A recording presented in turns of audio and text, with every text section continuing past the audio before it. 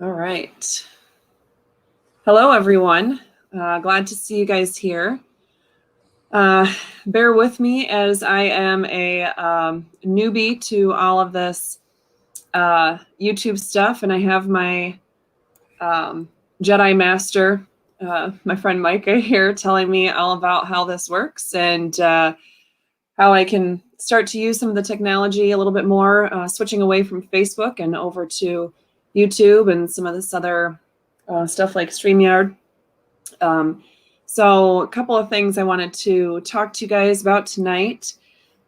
First of all, the main thing is if you aren't already, make sure that you go and hit the subscribe button to this channel. Hit that little notification symbol so it tells you when we do have a live coming up. Also, I put in the description the link to the 2A EDU channel.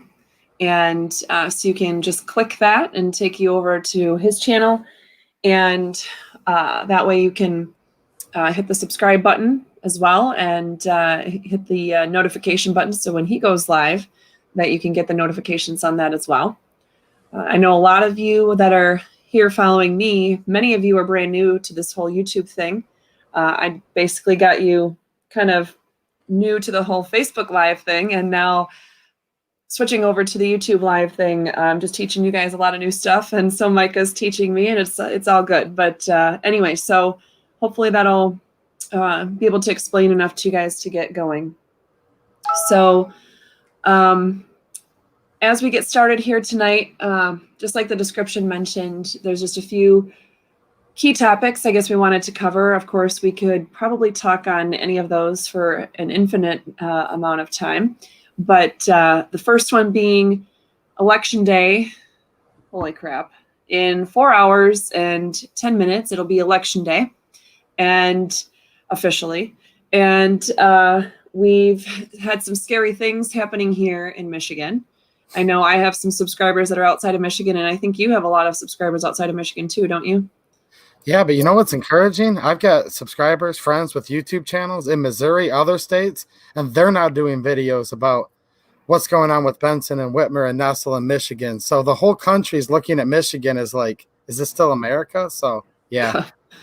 So anyway, so for most of you, I think, are from Michigan and you're directly impacted by this. But like he said, even if you're not directly impacted by living here in Michigan, yeah, what happens here, if it's allowed to stand, obviously it's going to happen in your state too. So so we have some good news, which is as of right now, we're still allowed to exercise our constitutionally protected God-given freedoms, including the right to bear arms when we go and vote. But so Mike is going to get into a little bit of that. And Micah, did you want me to talk about, I was hoping to talk about some of the court decisions, that side of it, and then have you kind of give more of the, I don't know, like maybe more of the discussion of the background, maybe? Yeah, I have here some letters, coming from an attorney's office that was opposing Benson. I have Sheriff Mike Murphy. I have the Organization of Chiefs of Police. So I can give you some of the other information too, after you get through the case itself. Okay. So basically, for everybody that's out there, a lot of you know some of the basics, but we have trial courts, we have appeals courts, and then we have a Supreme Court. Here in the state of Michigan, if you're suing, say, the Secretary of State or the governor, the trial court level is Court of Claims. A lot of people get that confused with Court of Appeals, but it is separate. So the Court of Claims, basically what happened when Secretary of State Benson issued the open carry of firearms at polling places on Election Day prohibited, lovely document. That was on October 16th. And just very briefly, the biggest points about that was that she says, first of all, that she's Michigan's chief election officer. I have a comment on that. But the open carry of firearms on Election Day in polling places, clerk's offices, and absent voter counting boards is prohibited. and that she's doing this to secure the full and free exercise of the right to vote. Kind of funny that for those of us who enjoy having all the rest of our constitutionally protected freedoms that were, according to her, we have to choose between the right to bear arms or the right to vote. It's kind of sad, and she says this is the reason is the presence of firearms at the polling place, clerk's office, or absent voter counting board may cause disruption, fear, or intimidation of voters, election workers, and others present. So your irrational fear is now allowed to be used as a weapon to squash the constitutionally protected God-given freedoms of other people. Did you know that? Isn't that great? That's according to the Secretary of State, anyway. And according to Nessel, because Nessel said that she was fully backing her, and the state police, which were all 3 defendants in the court case. So I think we need to include them in on it too, because they all went along with this. Yeah. She says here, I would note in her directive, she says the Secretary of State, Attorney General, and Michigan State Police are working together to ensure the uniform enforcement of these requirements. So that's in her own little letter here. Yes. I was just looking at who the named parties were. Oh, it's because did I grab the wrong one? That's special. I grabbed one of my other cases that I was reading. That's why. See, I have the 3 documents here. The one that comes on her official letterhead. Yep, that's the one I was reading from. And then there's this one that is kind of the meat and potatoes version of it. That also came directly from her site. And I have highlighted there where she's basically saying that she's speaking, with the Attorney General and the state police here. Yes. And then I have the sign that was supposed to be, and we better not see this posted tomorrow. This is what was ordered to have been posted, this sign at all of the polling locations. Yes. And I was just trying to see if I can find here the case that I had printed earlier. Looks like I can't find it too easily, so I'm not going to worry about it. But basically, what happened in the Court of Claims was that the trial court judge said the Secretary of State cannot do what she did, not because it violates our Second Amendment rights or our rights under Article 1, Section 6 of our state constitution, not because she is not allowed to make laws at all, ever, because she's a member of the executive branch, and Article 3, Section 2 makes that illegal for her to then also exercise legislative powers, which is essentially what the Supreme Court said about why the 1945 law is unconstitutional. No, he said, you didn't follow the Administrative Procedures Act. If you want to make a rule like this, then you have to go through the Administrative Procedures Act and jump through a bunch of hoops and check a bunch of boxes, and then you're good to go. So it was actually a pretty terrible decision. A lot of people were really happy, and I was secretly crying inside when I read it. Then the Michigan Attorney General said that she was going to be appealing that right away, which she did. In fact, I didn't even realize that she had filed the appeal. And the Michigan Court of Appeals came out on, when was the 29th? That was Thursday? 29th. Yeah, Thursday. So on Thursday, they issued just an order. There was no opinion. And it was signed by the presiding judge, Judge Meter. But this was a 3-judge panel. And on that panel was Brock Schwartzel, who is one of the candidates, one of the 2 Republican nominees for Michigan Supreme Court Justice. So basically what they did is, and keeping in mind, I believe the only amicus briefs that ended up being filed in this case, because it was done in such short order and you can't really know about it until you find out it's happened, and then you can assign yourself as an attorney, for example, to the case.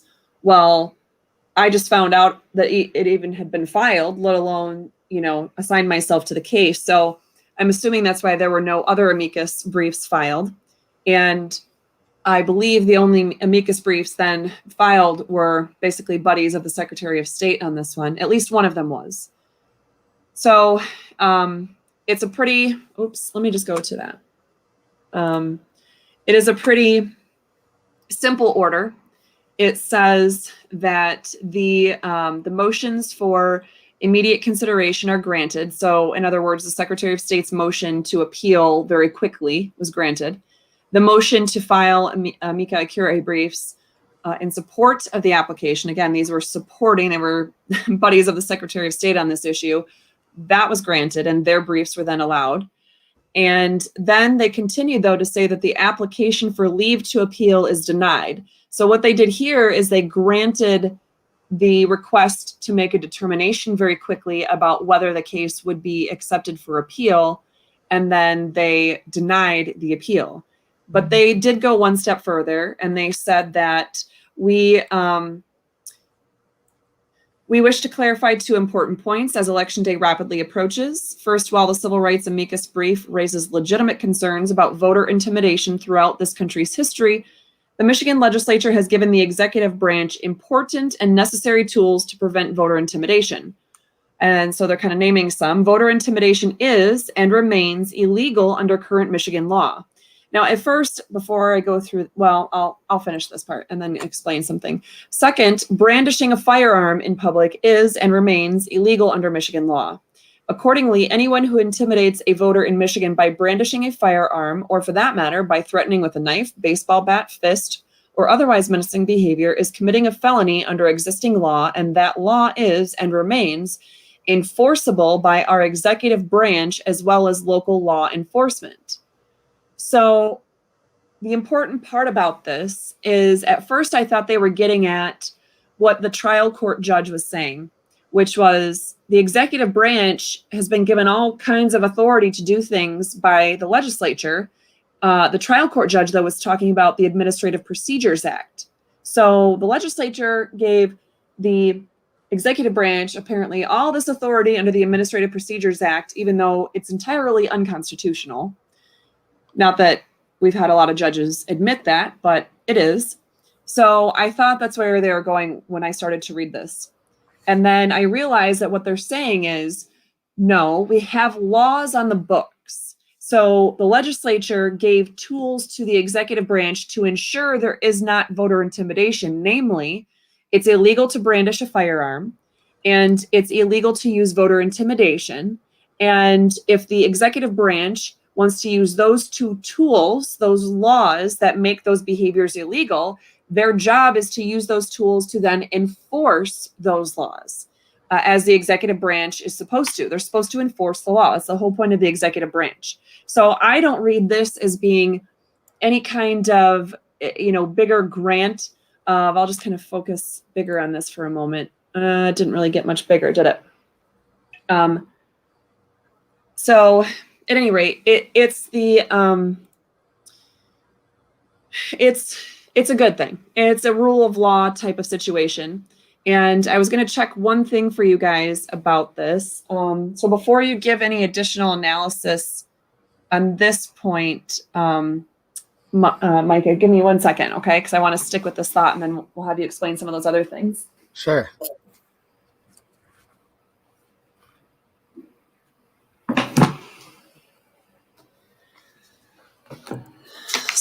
So,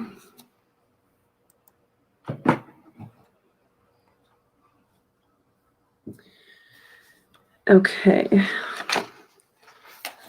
I am just double checking a court rule that I believe to be the case. That would explain if this is truly unanimous.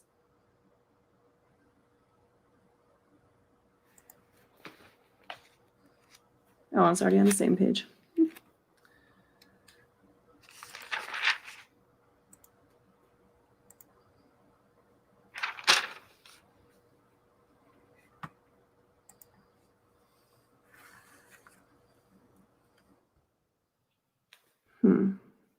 So,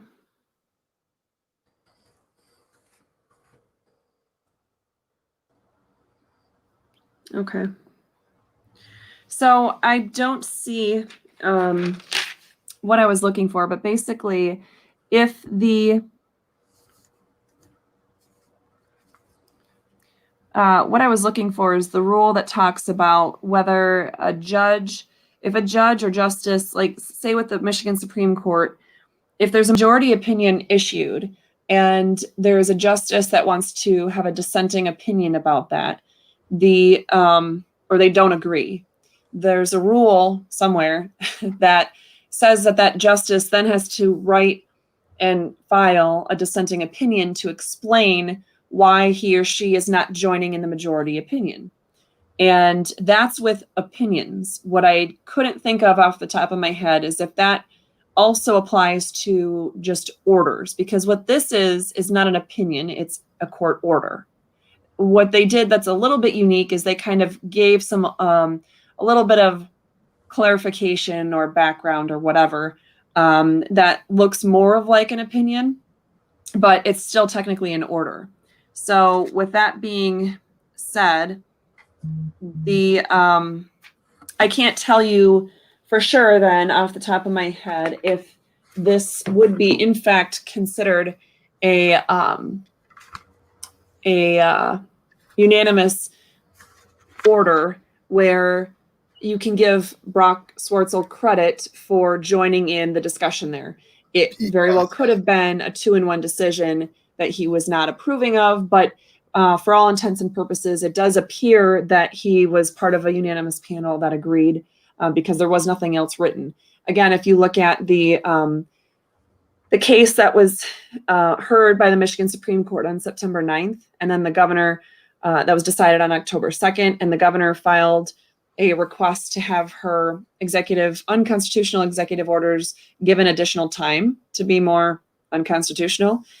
In the court's order that came out about that, I believe it was Justice Bernstein was the only one that issued a dissenting.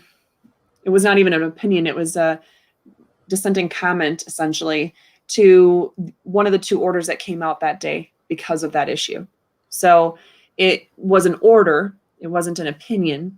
And yet he filed a dissent. And so if that's why I'm kind of thinking that in the event, even though it's not an opinion, it's an order, Brock Swartzel is probably on the same page with the presiding judge, Judge Meter, about this. And so keep that in mind when you go to the polls tomorrow and you are considering whether you want to vote for Judge Swartzel to be moved up to the Michigan Supreme Court.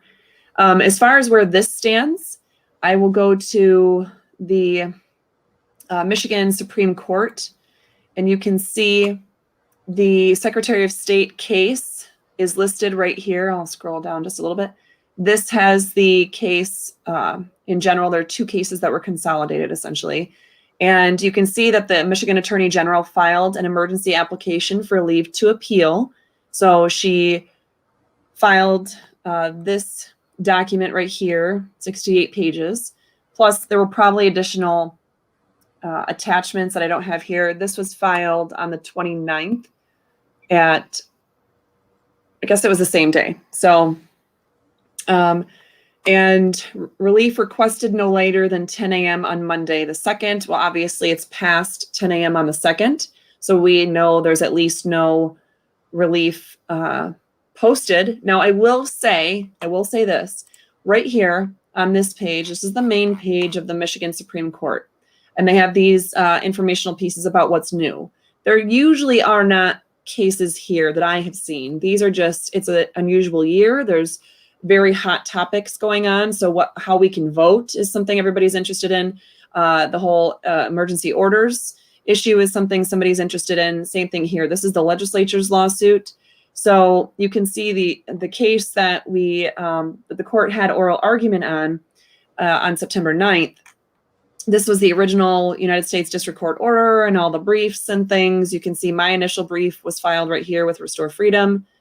And They asked us to do supplemental briefings, so I submitted my additional supplemental brief right here. They came out with the opinion of the Supreme Court. Then she filed a motion, the governor did. The legislature answered, the plaintiff answered, the attorney general responded, and then I filed Restore Freedom's response to the governor's motion. And then this is the Supreme Court's order on that motion. So the thing is, typically speaking, when you see this opinion right here, the day that that was entered, or the day that was entered on this website, I, along with the other attorneys that were on the case, got a copy of that the day before everybody else did. So I will say one thing, though, the way we were talking about earlier, just to let everybody know. I don't know how this is. I will just call it good buddy system. I'm following this Twitter user. She's a CNN employee. Somehow she's been able to tweet all of the steps of this case, usually 8 hours in advance of it actually getting published online on these sites and like official sources. So apparently there's a time from within the inner circle realizes, what's going on, and the time that even the public taxpayer websites get informed about it, right? Yeah, so that is very interesting. Kind of like how, the original, this decision right here was sent to me at, 4:35 p.m. on Friday, October 2nd. And yet the governor was doing a press conference by like 4:45 p.m. within minutes. So she somehow had time to get the decision, see that it was there. I mean, somebody had to be like gluing their eyes to the computer screen, right, read the whole thing, come up with an analysis, schedule a press conference, and have time for all the press to suddenly be there. Don't forget about assembling the dog and pony show. They had them there too. Mm-hmm. All within like 10 minutes. So that is an interesting timing issue. But there is a court rule, though, that specifically says, and it's one of them that we actually talked about in these very briefs right here. In fact, hold on a second. Yeah, I was wondering if I talked about the court rule in here, 7.315C. Okay. Anyway, that talks about when they post the decisions. So the decisions are typically, like I said, they're sent out to the copies, to the parties, and then usually the next day they then get loaded to the site and you would see them. So the reason why I'm boring you with all that fun logistical stuff is, let's say we know the court didn't make any decisions yesterday. It was Sunday. But let's say the court was in session today, the Michigan Supreme Court, and they went ahead and they actually made a decision on this right here, but it somehow didn't show up here because it's going to show up tomorrow because it takes a whole nother day to show up for the public.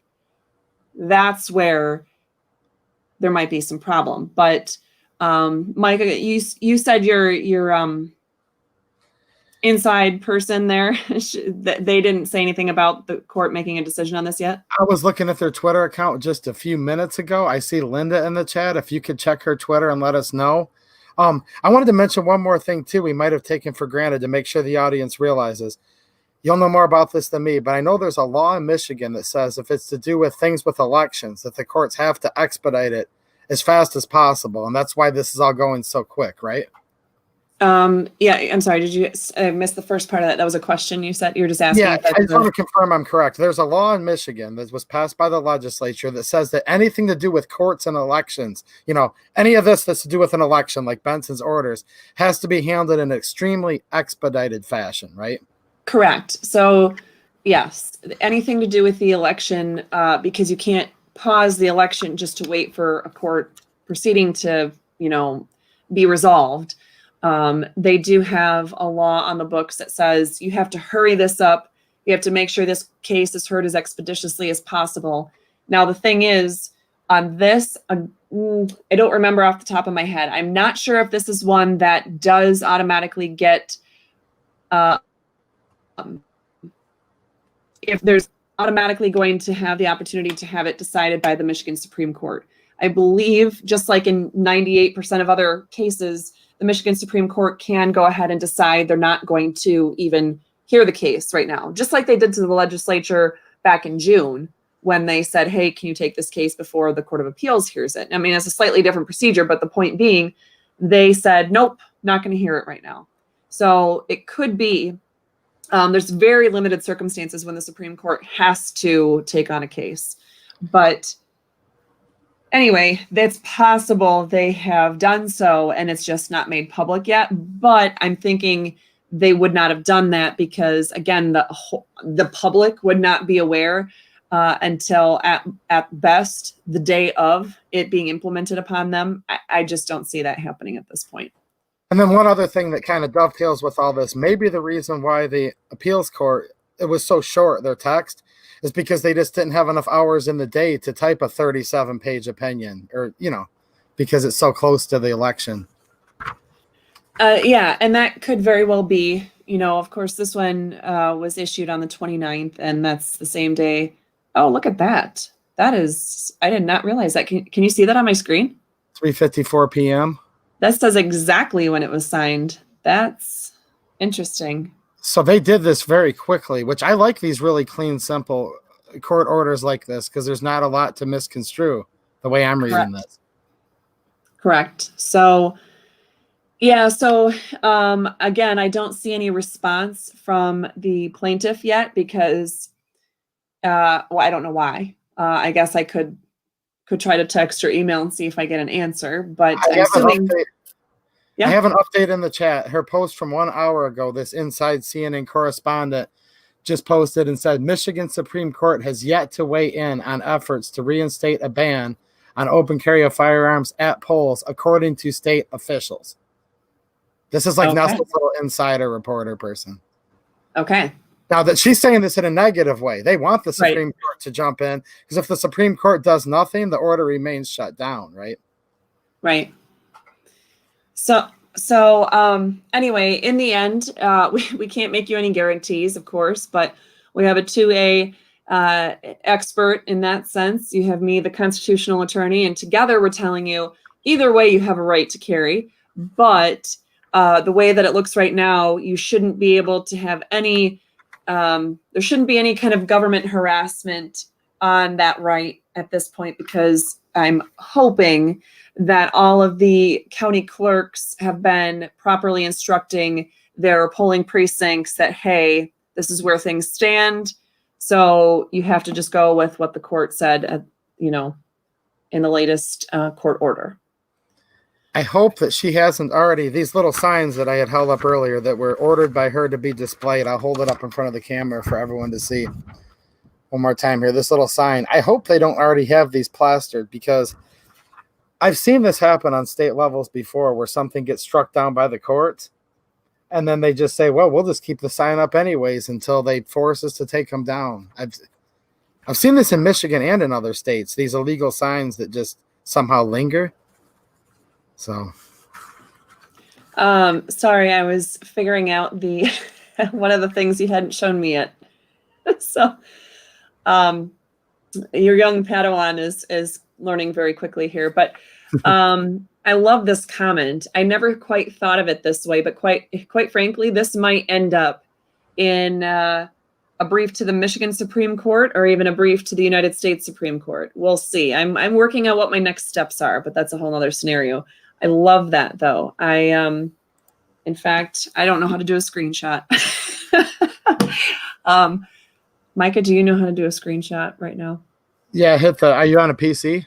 I am. Hit the print screen button. It should be over there. Oh, I do have. Okay. And then you can paste it into Paint or whatever after. Sweet. Well, just don't let me. We'll get this later. This is part of the permanent video. So when you go back and rewatch it, that'll be on there. Is it? Oh, fantastic. Yeah. That's great. Okay. So, all right. So that was the biggest. I feel like we're missing some aspect of that though. Oh yeah, you had stuff that you wanted to share on about that part too, right? Yeah, I had a few things I wanted to share. regarding the propaganda side of things. I think it's feeding back through your speakers now. You got it? Okay. So if you guys look back when Catherine was talking about this original order, I'm just going to call it order in hand quotes, edict, whatever, right?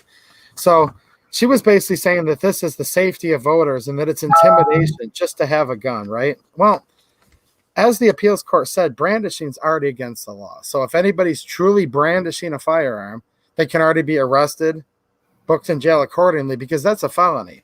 Now, what is brandishing? Because here's where a lot of people get it wrong. And this current Attorney General and Secretary of State, they're trying to say that just people even having a firearm on their body as peacefully as they would carry it, that somehow makes a threat and is brandishing. Well, we have an Attorney General's opinion.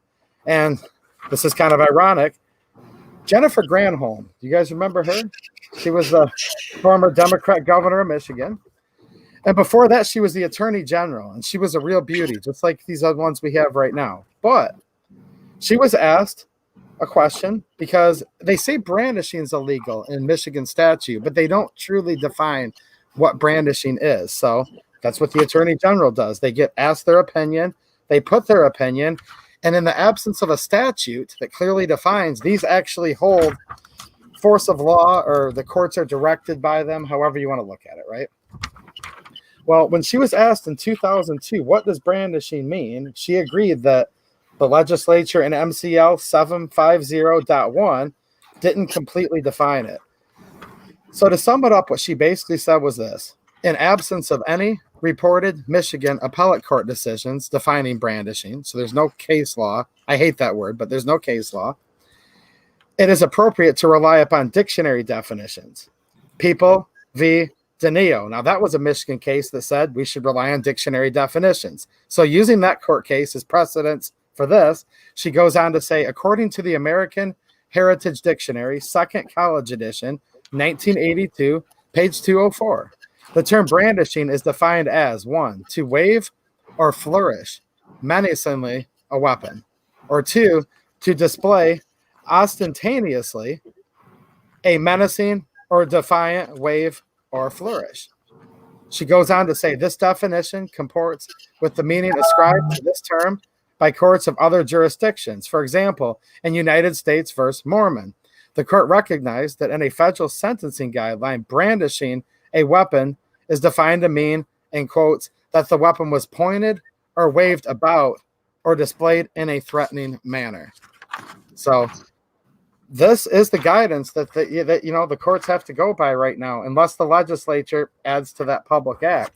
So to put it in layman's terms, if you're not flourishing, waving wildly, if you're not directly pointing it at someone and threatening them with it, it doesn't matter what the person's perceived feelings are. If they see a cleanly, properly holstered sidearm on your hip and you're just going about your business, it doesn't matter if that person's scared and they're peeing their pants. The Democrat AG herself said, no, unless you're flourishing it menacingly, it's not brandishing. So I think people need to remember that, right? I'm sorry. Could you say the pee your pants part one more time? It was just too funny. Just because the person's peeing their pants from a safely holstered firearm does not legally mean that their feelings get to redefine it as brandishing. Yeah, I had a Washington, D.C. reporter reach out to me today and wanted to talk about that particular aspect. And you said it so much better. I'm sure she would have quoted me right away if I would have said it that way. But I said, legislating based off of, or regulating the people based off of one person or one group of people's irrational fears is truly not a justification for squashing or trampling or diminishing the rights that are guaranteed to us under the Constitution. If you're too afraid of people exercising a right that is guaranteed to them under the U.S. or Michigan constitutions, you are more than welcome to go to a different country, because there's a lot of socialist countries that are out there to protect you. Their job as their government is to help you live your life in a way that they have deemed appropriate. So if you like that kind of big brother or parenting or mothering from a government, I can help you find one. We'll send you there. But when, as Rudy Two Moon points out here, government made breathing a finable offense. They finally figured out how to tax the air. I mean, that's it. If they're going to do that, yeah, clearly they're going to try to stop you from carrying your firearm when you go to the polls. And here's the thing. They asked me, why do I feel like I should carry, or basically her question was, we have volunteers that are circulating the Restore Freedom Initiative petition tomorrow at the polls. And she said, well, what did you do to describe or educate your volunteers on whether they should carry a firearm or not, or, how that should go? And I said, well, I told them in the training video, at least I think I did, because I was in the car on my way to a very long day on the east side of the state. But my goal was to tell everybody in the training video, you have the right to do that. And here's where that court case stands. You have the right. You can open carry it if you would like to. Besides which, she was talking about restricting your right to firearm, have your firearm within that 100 feet of the polling precinct. And you can't do, according to state law or case law, whatever, you can't do any kind of signature gathering within the 100 feet, although that's a whole nother story. So if our volunteers are outside of the 100 feet anyway, they shouldn't have had any issues. However, logistically speaking, if you're volunteering for the day and you're there, whether it's for a 4-hour shift or all day long from 7 a.m. to 8 p.m., at some point you might have to go to the bathroom. If you have to go to the bathroom, are you going to have to figure out how to, well, if you're carrying that firearm for your safety, you're going to have to go all the way back to your car, then lock it up, and then walk back into the building to go to the bathroom, and then walk back out and go to your car to get your firearm. And then, that doesn't make any sense. So anyway, I pointed out to her that although, that's the stance right now, I'm not telling people they need to carry a firearm to go vote, or they don't. What I told her is this: if you feel like you are, your just general stance of personal protection and safety is that you carry a firearm, or such as myself, I've never carried a firearm, but I've had a lot of threats. I've had a lot of evil, awful people that don't like the Constitution, and they don't like what I'm doing for the Constitution. And so they threaten me. So yeah, I'm going to carry a firearm to protect myself from specific recent threats. But whether it's just a general protection or, a specific thing, either way, if that's what you feel is appropriate for you or your family or the public, then that's the right you're guaranteed under the Constitution. If you don't feel comfortable carrying a firearm at all, don't practice tomorrow. Like, that's not what I'm suggesting that you do. If you haven't had firearms training, or you didn't grow up with, your family members teaching you gun safety or how to appropriately use a firearm, let's not play around with that tomorrow in the midst of everything else that's going on. That's not the point of what I was trying to suggest. Mike, I'm thinking you wouldn't suggest that either. Yeah. I do a lot of videos to help new shooters, starting off by teaching them the rules of gun safety. So right. Learn all that first. Right. But for those of you, and for those of you in the middle who, let's say you own firearms, let's say you are perfectly well trained in gun safety, but you're just someone that believes you don't really need to carry your firearms outside of your own property. It's just a home defense thing. If that's your personal perspective, I'm not trying to push you into carrying your firearm with you tomorrow. You need to do what you feel is best. It's a right.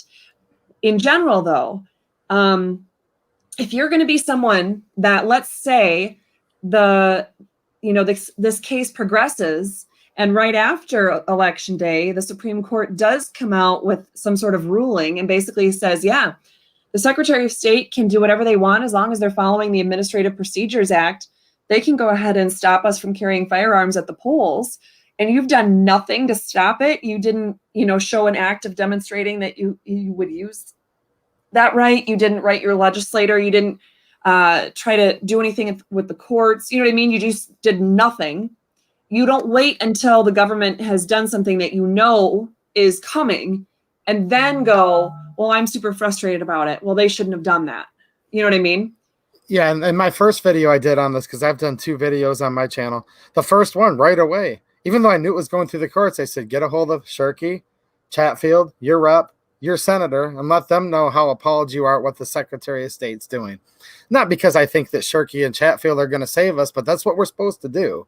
This is our speaker and our Senate majority leader, and then your personal rep and senator if it's not one of those two. So I'm on the same page with you there. Okay, so I'm just going to show. Is this? Hold on. How do I do this? Okay, that's how you do it. Oh, nope, that's not right. Is that legit? Yeah, there's some trolls that are coming in here, so I'm going to get rid of this person because they've just been blasting the chat with. Yeah. If they say like one thing and they have a different opinion, that's fine. But that particular user, I just got rid of them because they've been posting them one after another. So, and then I just hit that. Okay. And it makes it where when it gets to the point, guys, I'm helping her moderate the chat. Look, we're all about free speech, but look, the First Amendment says Congress shall enact no law. We're not Congress. And when someone comes in here and just keeps typing so much, nobody else can talk. Your rights to chat are gone when you're stopping everybody else's right to hang out. That's how I look at it anyways. Okay. So, I think those are all the main pieces that we were trying to talk about with that aspect of it, right? Yeah, I do have something whenever it's time, though, to add, because I've seen a couple people ask a question. About that topic? Or do you want me to? About the open carry at the polls? Oh, yeah, let's do that first. Okay, so some people are saying, look, they're saying, I have a CPL. It doesn't affect me. Well, first of all, hold on a minute. I want to get into a little rabbit hole on this. Okay, so the Second Amendment, Article 1, Section 6 of the Michigan Constitution, it doesn't say if you have money for a permit, if you have the time to go get the permit. It doesn't say that. This belongs to everybody, okay? It belongs to the single mother that saved up 6 months just to buy her pistol, that now doesn't have the $100 for the class, that doesn't have the $200 for the fingerprints and the fees that you have to pay the county clerk. So that's the first thing I have to say to that. People with money to buy permits. There is no permit according to the Constitution. Second of all, even people with permits like me, I'll give you guys my story. I vote at a public school. Now, follow me here because this sounds weird, guys. Basically, this is what Michigan law says. It says a non-licensee, which means CPL holder, okay? A non-licensee cannot open carry in a school. Even licensees, non-licensees alike, okay, they cannot conceal carry. So you can't conceal carry in a school no matter who you are if you have a regular CPL. Now, cops are different. I get that. However, the way the law reads, if you have a CPL, you can open carry in a school. Now, there was a Supreme Court case, Michigan Supreme Court case, where people falsely think that it completely just struck down your right to open carry with a CPL. It actually didn't say that. It said that they had the right to make board policies prohibiting. So I go vote at a public school. That particular public school has not made a school board policy stating no open carry in the school for CPL holders. So these last August 4th primaries, since I could not conceal carry, because that's literally what the statute says, a CPL holder cannot conceal carry in a school, but they can open carry, okay? Court said, unless they come up with a board-approved policy prohibiting it. Many schools have not. I think the court got all that wrong, but let's just get to the... Well, but here's the thing, Micah. What hasn't actually been litigated yet is something that I think any judge who is worth their law degree, let alone their robe, would agree with, is that when you have a school or a church or any kind of other, private building that is being used for the purposes of voting, it's not a school or a church or other private building that's used for it is now a government building that is akin to a town hall, a city hall. Reading my mind. That's what I was just going to say next. To wrap up what I previously said, though, look, guys, you shouldn't need a CPL like Catherine put on there. You don't need that for your rights. But even if you do have one, the only way I can vote tomorrow with my firearm is I have to strap it on my hip and open carry it because the statute, plain as day, says you cannot conceal. So there you go. Now, what Catherine's bringing up. Yeah, I'm saying that's different. I'm saying you can conceal all you want as long as you have a CPL, or you can open carry without a CPL in a school on election day, because it's not a school on election Right. day. Had I finished my sentence, I was going to say in a school, you cannot conceal carry. Now, the argument is, and I think your argument's right, is that polling portion of the school considered a school? And my opinion would be no, but there's no court precedence on that.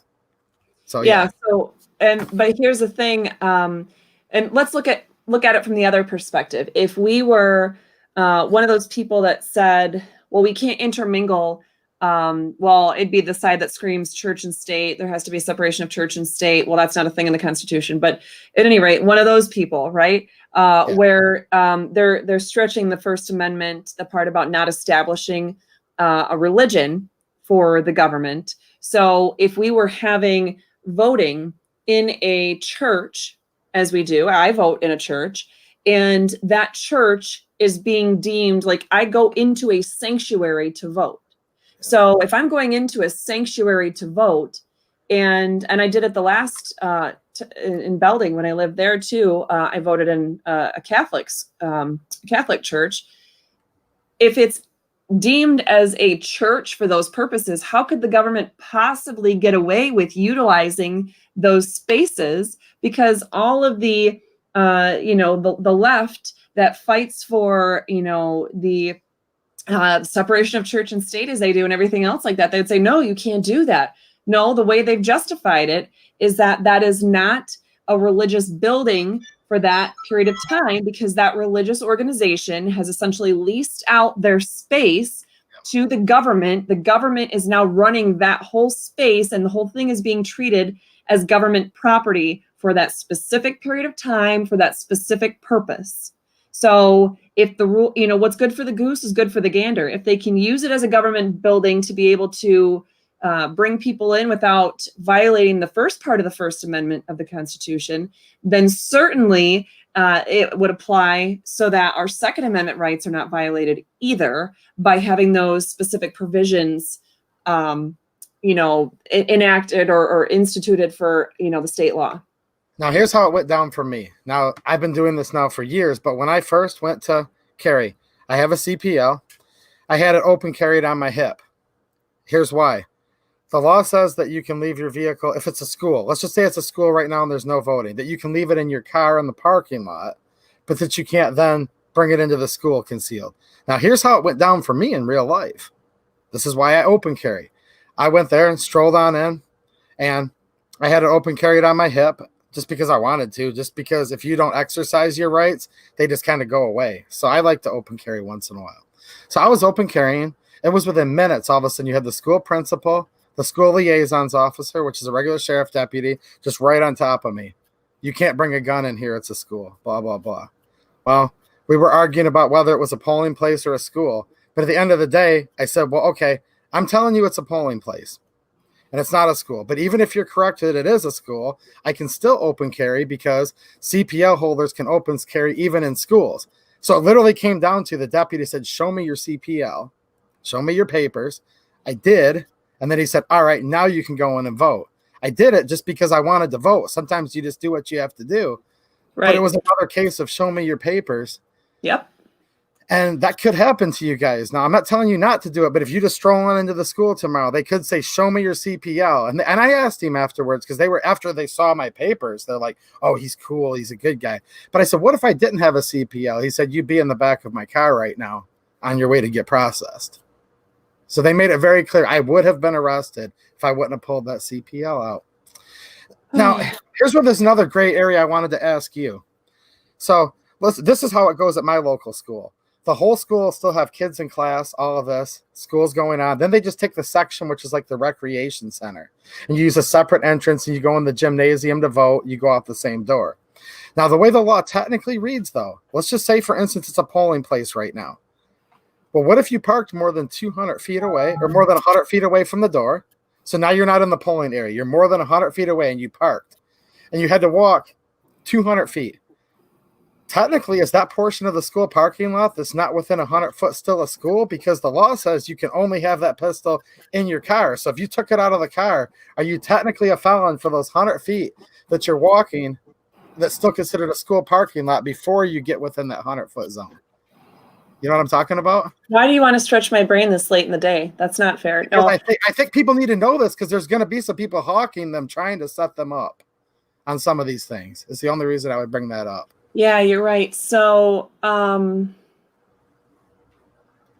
heard the other side bragging on their social media. They're going to set us up on technicalities and try to get people. They've been bragging. That's why I mentioned such a hypothetical. yeah, so you have the right to get there. So here's the problem with that. Let's say you, if you have a right to open carry at a polling precinct, and they, you end up getting a parking space that's outside of the, 100 feet, but within, still considered school property or whatnot. Then are you allowed to, actually, I think we're covered because I think even where did I just put her order? Give me 1 second. The Secretary of State's thing actually talked about it. Reptile guys gave you a super chat, so thank you.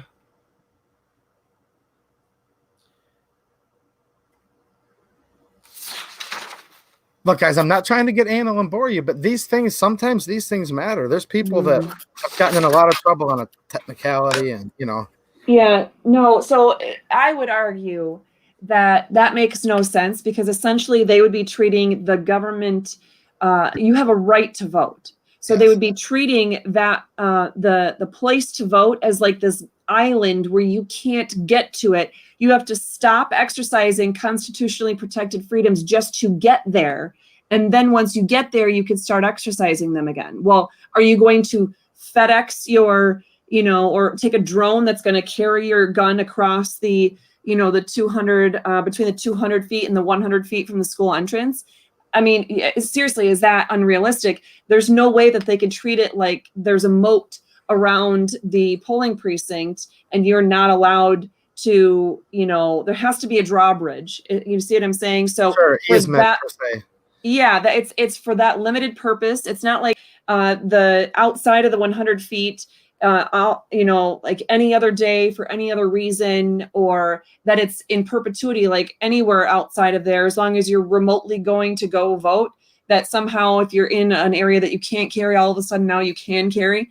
No, that's what would be reasonable is literally akin to a drawbridge around a moat, that you have to have a way to park in the parking lot and then get out of your vehicle and then walk up to the door and, to the point where you're within that 100 feet of, this is now a polling precinct, government controlled facility. So now maybe where somebody could, yeah, that makes perfect sense. I'm glad you added that clarity. I think you're probably right. Now here's another scenario that could happen, and I'm not trying to push people to press this. What if they say we're not even voting right now? We're just going to go stand like at the 101 foot point, just line up with all of our guns out, and we have no intention to vote. That may be a different scenario, right?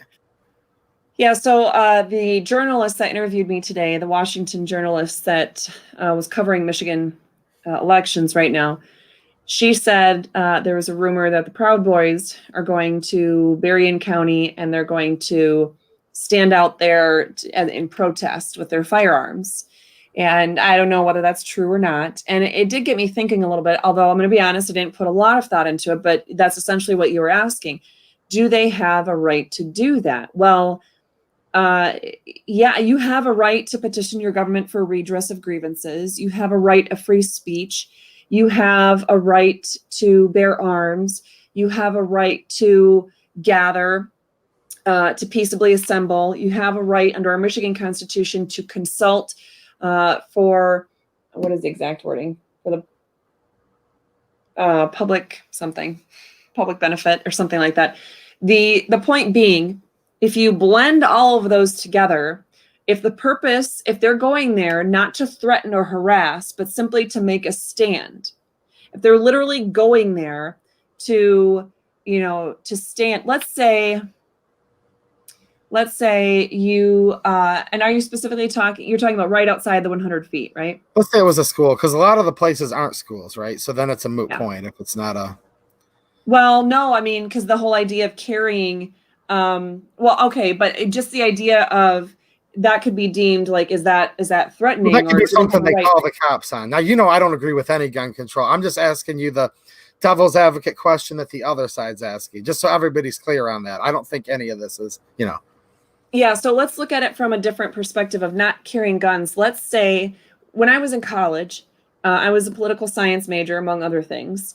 And one of my assignments in my poli sci classes was to go out and do exit polling.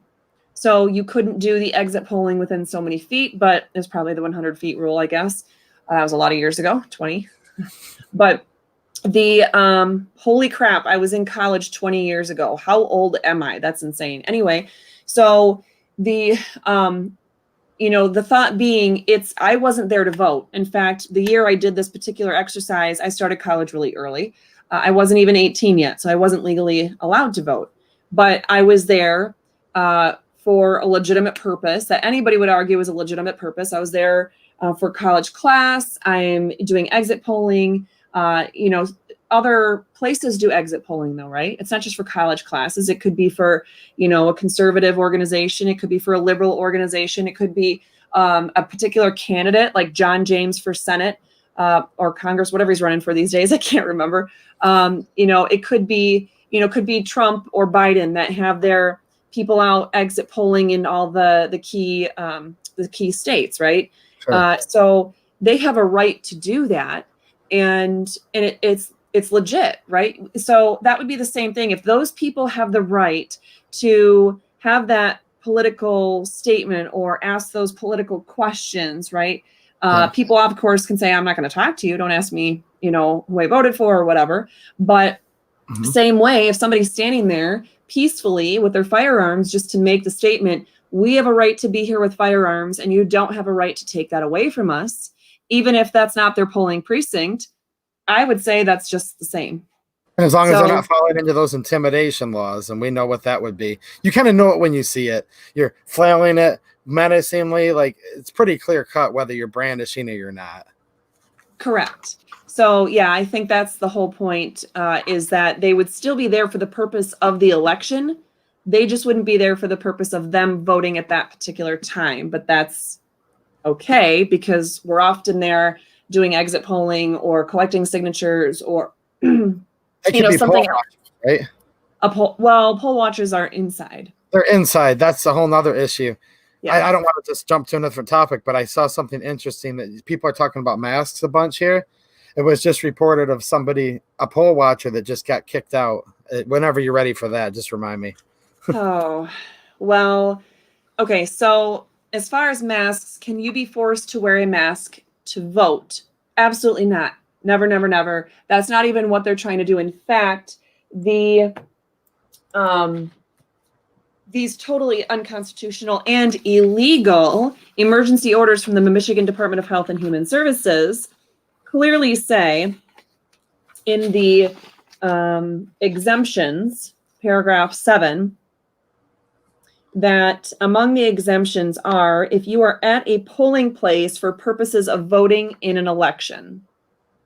So you are not required, even MDHHS recognizes they cannot require you to wear a mask to go to the polls.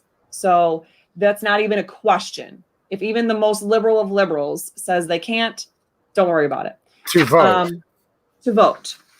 Now, as far as poll workers, my understanding, let me see if I can get it pulled up here. There's breaking news of a poll watcher that got removed because her mask wasn't on. Let's see here. It says a GOP. This was breaking today. A GOP poll challenger was just kicked out of the TCF Center for not keeping her nose covered by her mask, but she shared that because she had polyps, she couldn't keep her nose covered. And then they show a picture of the cops kind of like with their little powwow around her, presumably removing her or something. Right. In the picture. So that's insane. I'm going to okay. Can you still see me right now, or did it? Yes. Okay. So I'm actually going to look for there was a case that was filed. The plaintiffs, the named plaintiffs, Stephen Kara and Robert Cushman. I actually know both of these individuals. Stephen Kara is the Republican nominee in, I don't know what district, for state rep. And Bob Cushman is a friend of mine. We worked on the Pat Colbeck for governor campaign a couple years ago, and he's an overall advocate for voter integrity and conservative values, et cetera, et cetera. I am tapping out my computer's ability to keep up here. Can you see my screen, the search that I just did? No. Oh, shoot. I stopped that. Sorry. Give me a second. I'm going to go back to this view. Okay. Yes. So I am trying to find, is this by the most recent? Oh, boy. These do not appear to be in any kind of order. That's fantastic. Well, at any rate, there was a case filed by these two individuals, and they were suing. They sued in the Court of Claims, and they sued the Jocelyn Benson as the Secretary of State, but also the director of the Michigan Bureau of Elections. So, in fact, let me see if I can get... Maybe that name will give us a little bit better results here. So they sued because of some of these issues with, well, let me just read you. This matter came before the court on plaintiff's complaint for declaratory relief, and that they filed a motion for a preliminary injunction. In summary, the plaintiffs alleged that defendants' guidance to local election officials with regard to election challengers was in violation of law. In lieu of proceeding further on those claims, the parties have mutually stipulated to an entry of an order. I have an unsigned copy that I am not sure of if it is actually accepted. Oh, so this might very well not sure. So at any rate, what they were basically challenging was the concept of, in these, in all these dictates and everything, right? There was a rule that poll challengers would have to stay 6 feet away, and basically all those social distancing, wearing masks, all that garbage. That you would, if you're a poll challenger, you have to stay 6 feet away from the the election worker that you're there essentially double checking. Right. And so obviously if they're trying to do something sneaky with a ballot, and that's the whole reason why you're there, if you're 6 feet away from them, there's a lot they could be doing and you can't really see anything. So that's what was challenged. What they came up with an agreement was still that people were required to wear masks unless you were medically unable to do so. And even then they were saying, well, but you really then need to wear a face shield. I wasn't really happy with that, but that's me. I wasn't the one arguing the case or anything like that. So I don't know if that's the final version that was agreed upon, or if there really was a final version agreed upon. My understanding is there was something put on the record in an oral argument day that's what they were essentially going to agree to. But that's what I didn't know, because this person that was removed from the TCF center allegedly today, they did cite a medical exemption. So maybe that's where the face shield would have come into play. I don't know. But the way that, again, I don't know if this is the language that actually got adopted, but what this says is challengers and poll watchers are required to wear masks that cover their nose and mouth unless they cannot medically tolerate a face covering. Challengers and poll watchers who cannot medically tolerate a face covering should wear a face shield if possible. So it doesn't seem possible. So to me, that's like, how can they possibly try to physically remove a poll challenger if they're not able to wear a face shield? Because that doesn't even seem to suggest anything. And quite frankly, even if you go with the the Michigan Department of Health and Human, see, so many different people out of the executive branch think they get to write law. It's hard to keep up in a conversation as to which one we're talking about. But yeah, this time we're not talking about the Secretary of State. We're actually talking about the Michigan Department of Health and Human Services. So this order about wearing these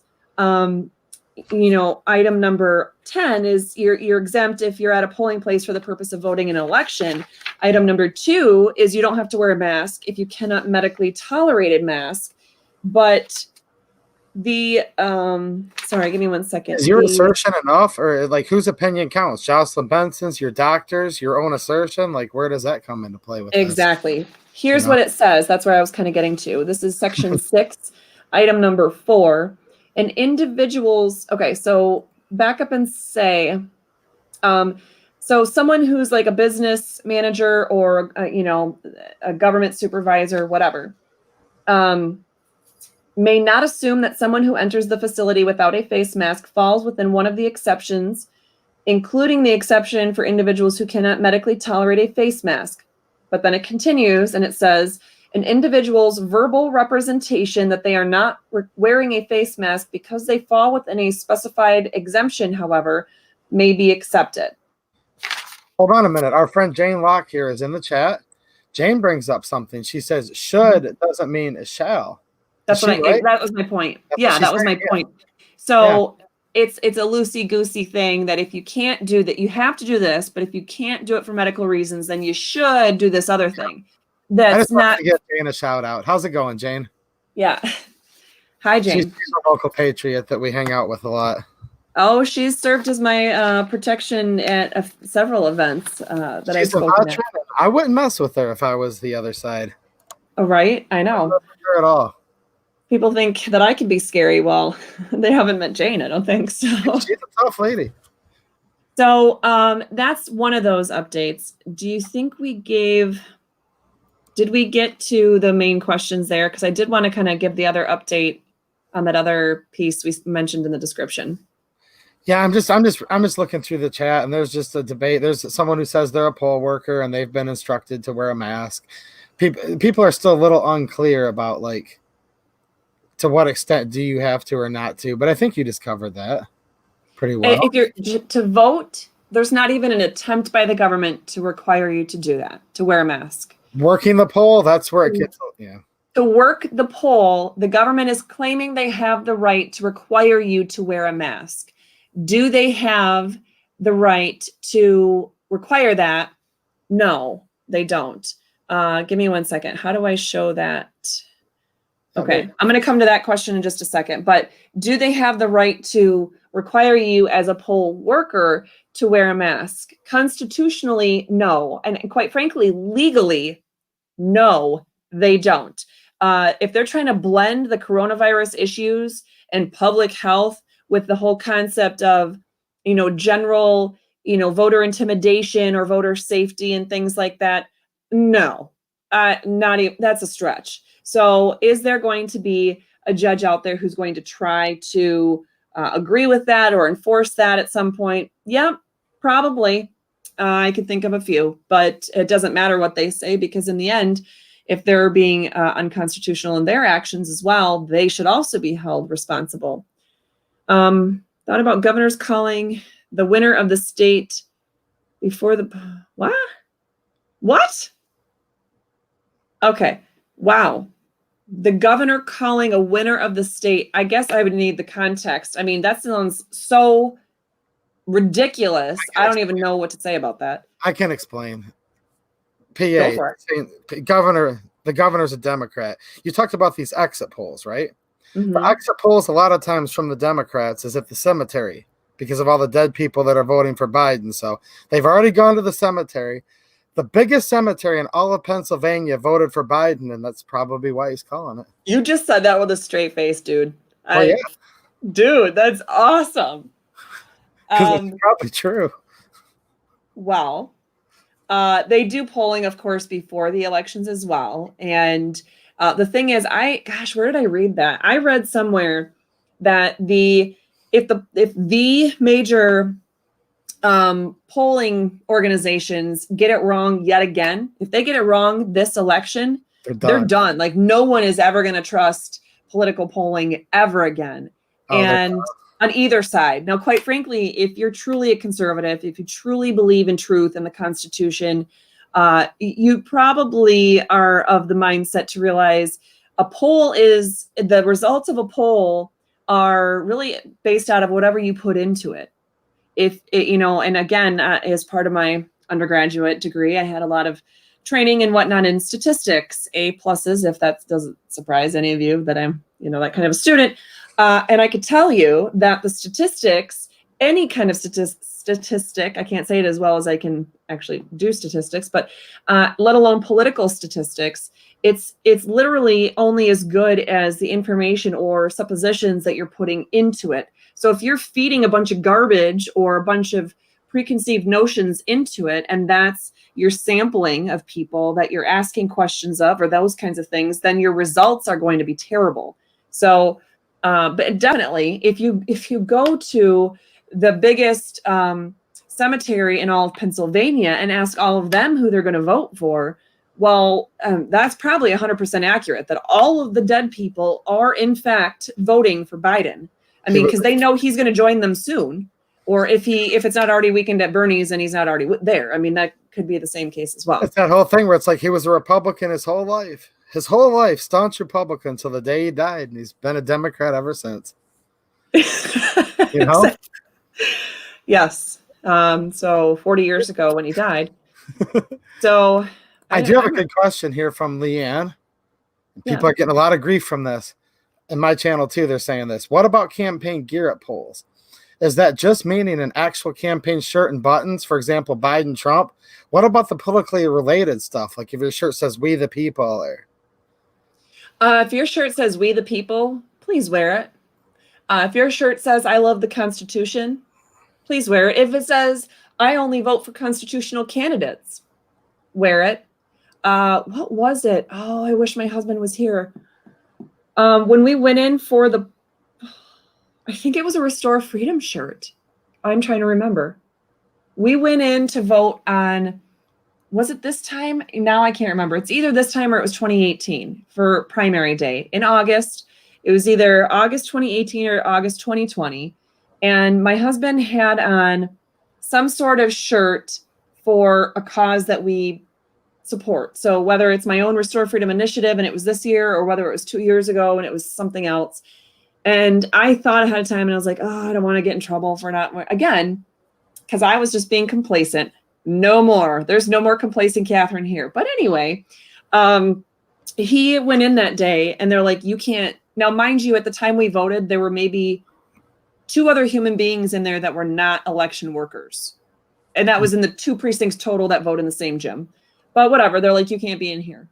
He said, what are you talking about? You can't vote in here like that because you can't wear anything politically related like that. And he's like, are you serious?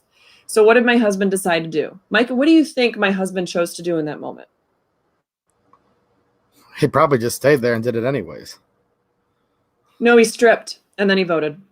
Oh, he took the shirt off, you're saying? And he still voted? He took his clothes off and he threw it on the ground. And then he said, fine.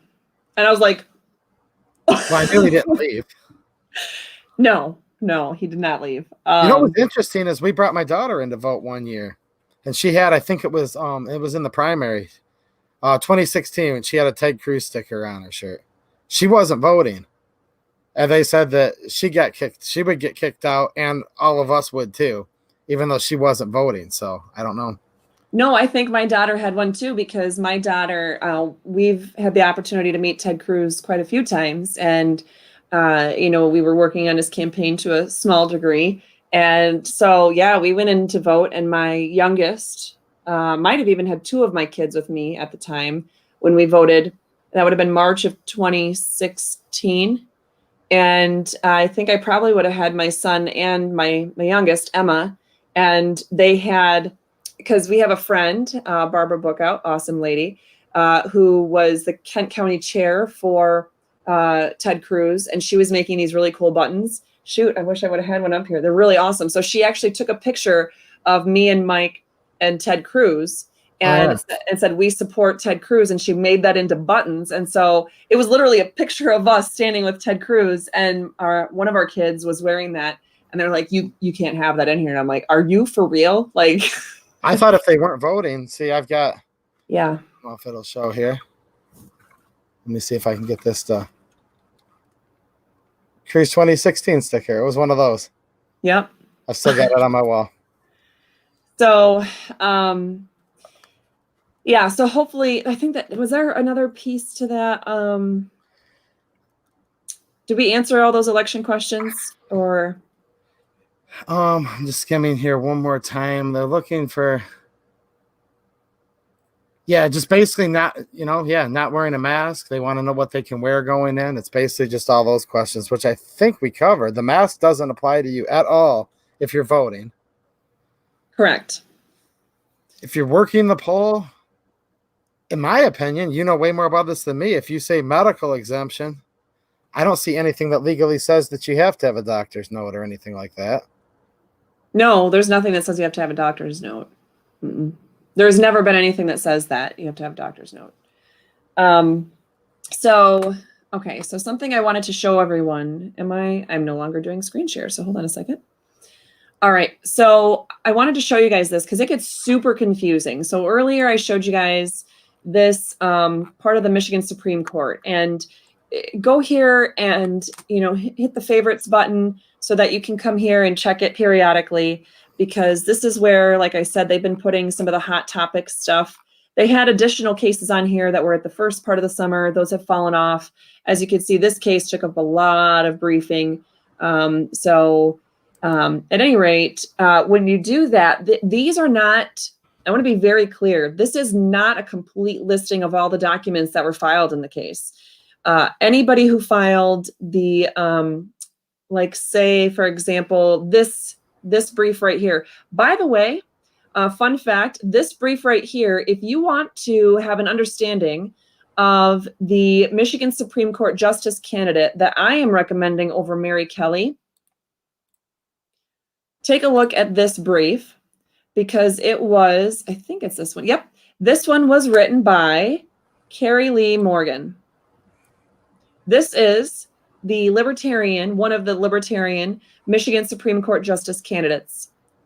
So if you're undecided, if you want some additional information, if you don't know if he'd be a rule of law judge, I had some people concerned about that because of how they took one comment on on Ballotpedia of all places. But this is his brief. This is what he wrote. He's talking about statutory construction. He's talking about the nature of legislation. This is literally, it goes to the whole basis of how he views government, and shows how look, when you're citing all these different, if you're citing more statutes and constitutional provisions than you are cases, that's a good indication that you don't think case law is really a thing. You're going to play their game, but you probably are recognizing that there's more to actual law and actual constitution than cases. So, wow.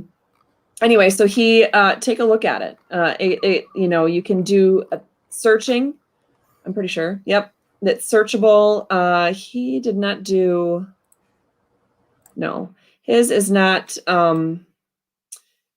So we're supposed to do briefs that are tabbed, like they're bookmarked.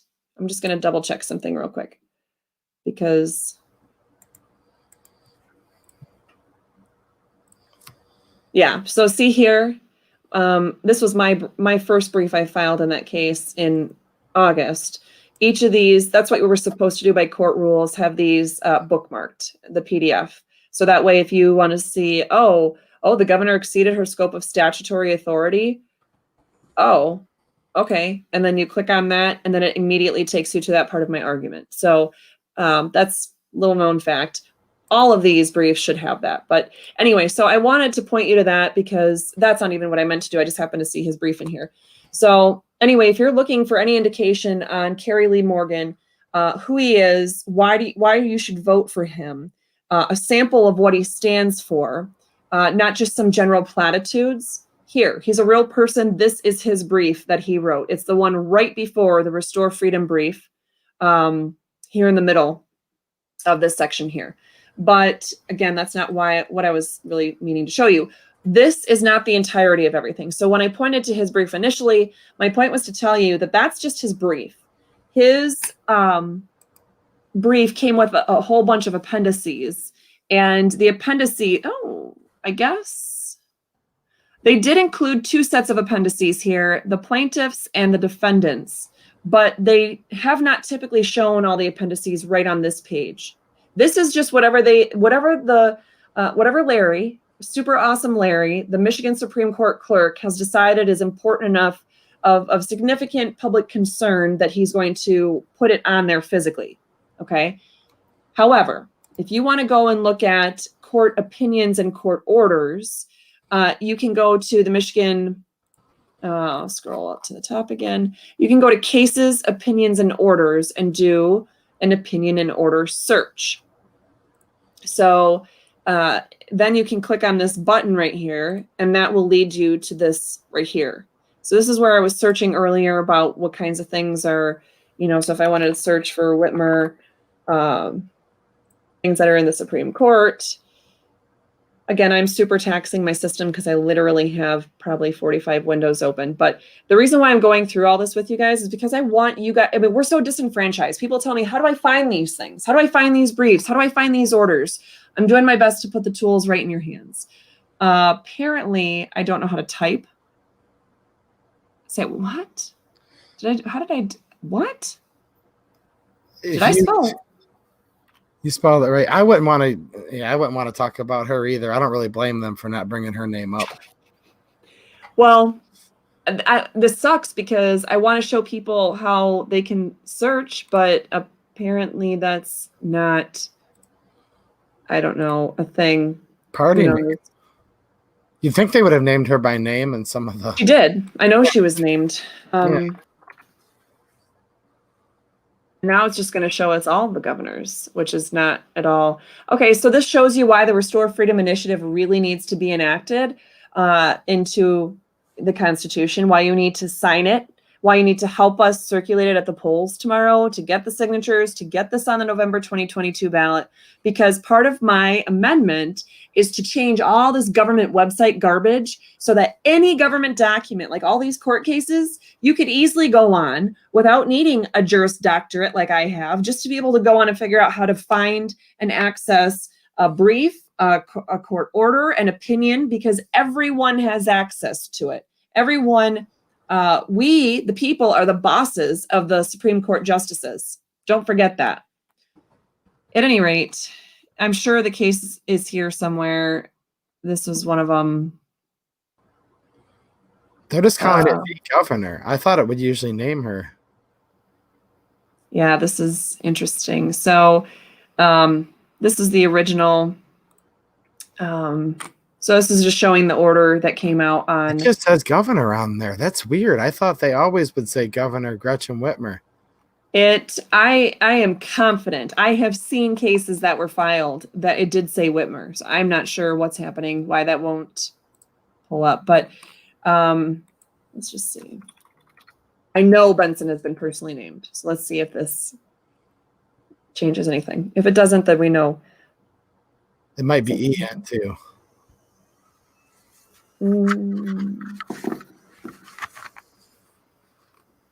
Oh, no, it's ON. You're right. BENSON. Yep. Yeah, I'm not seeing it. That is interesting.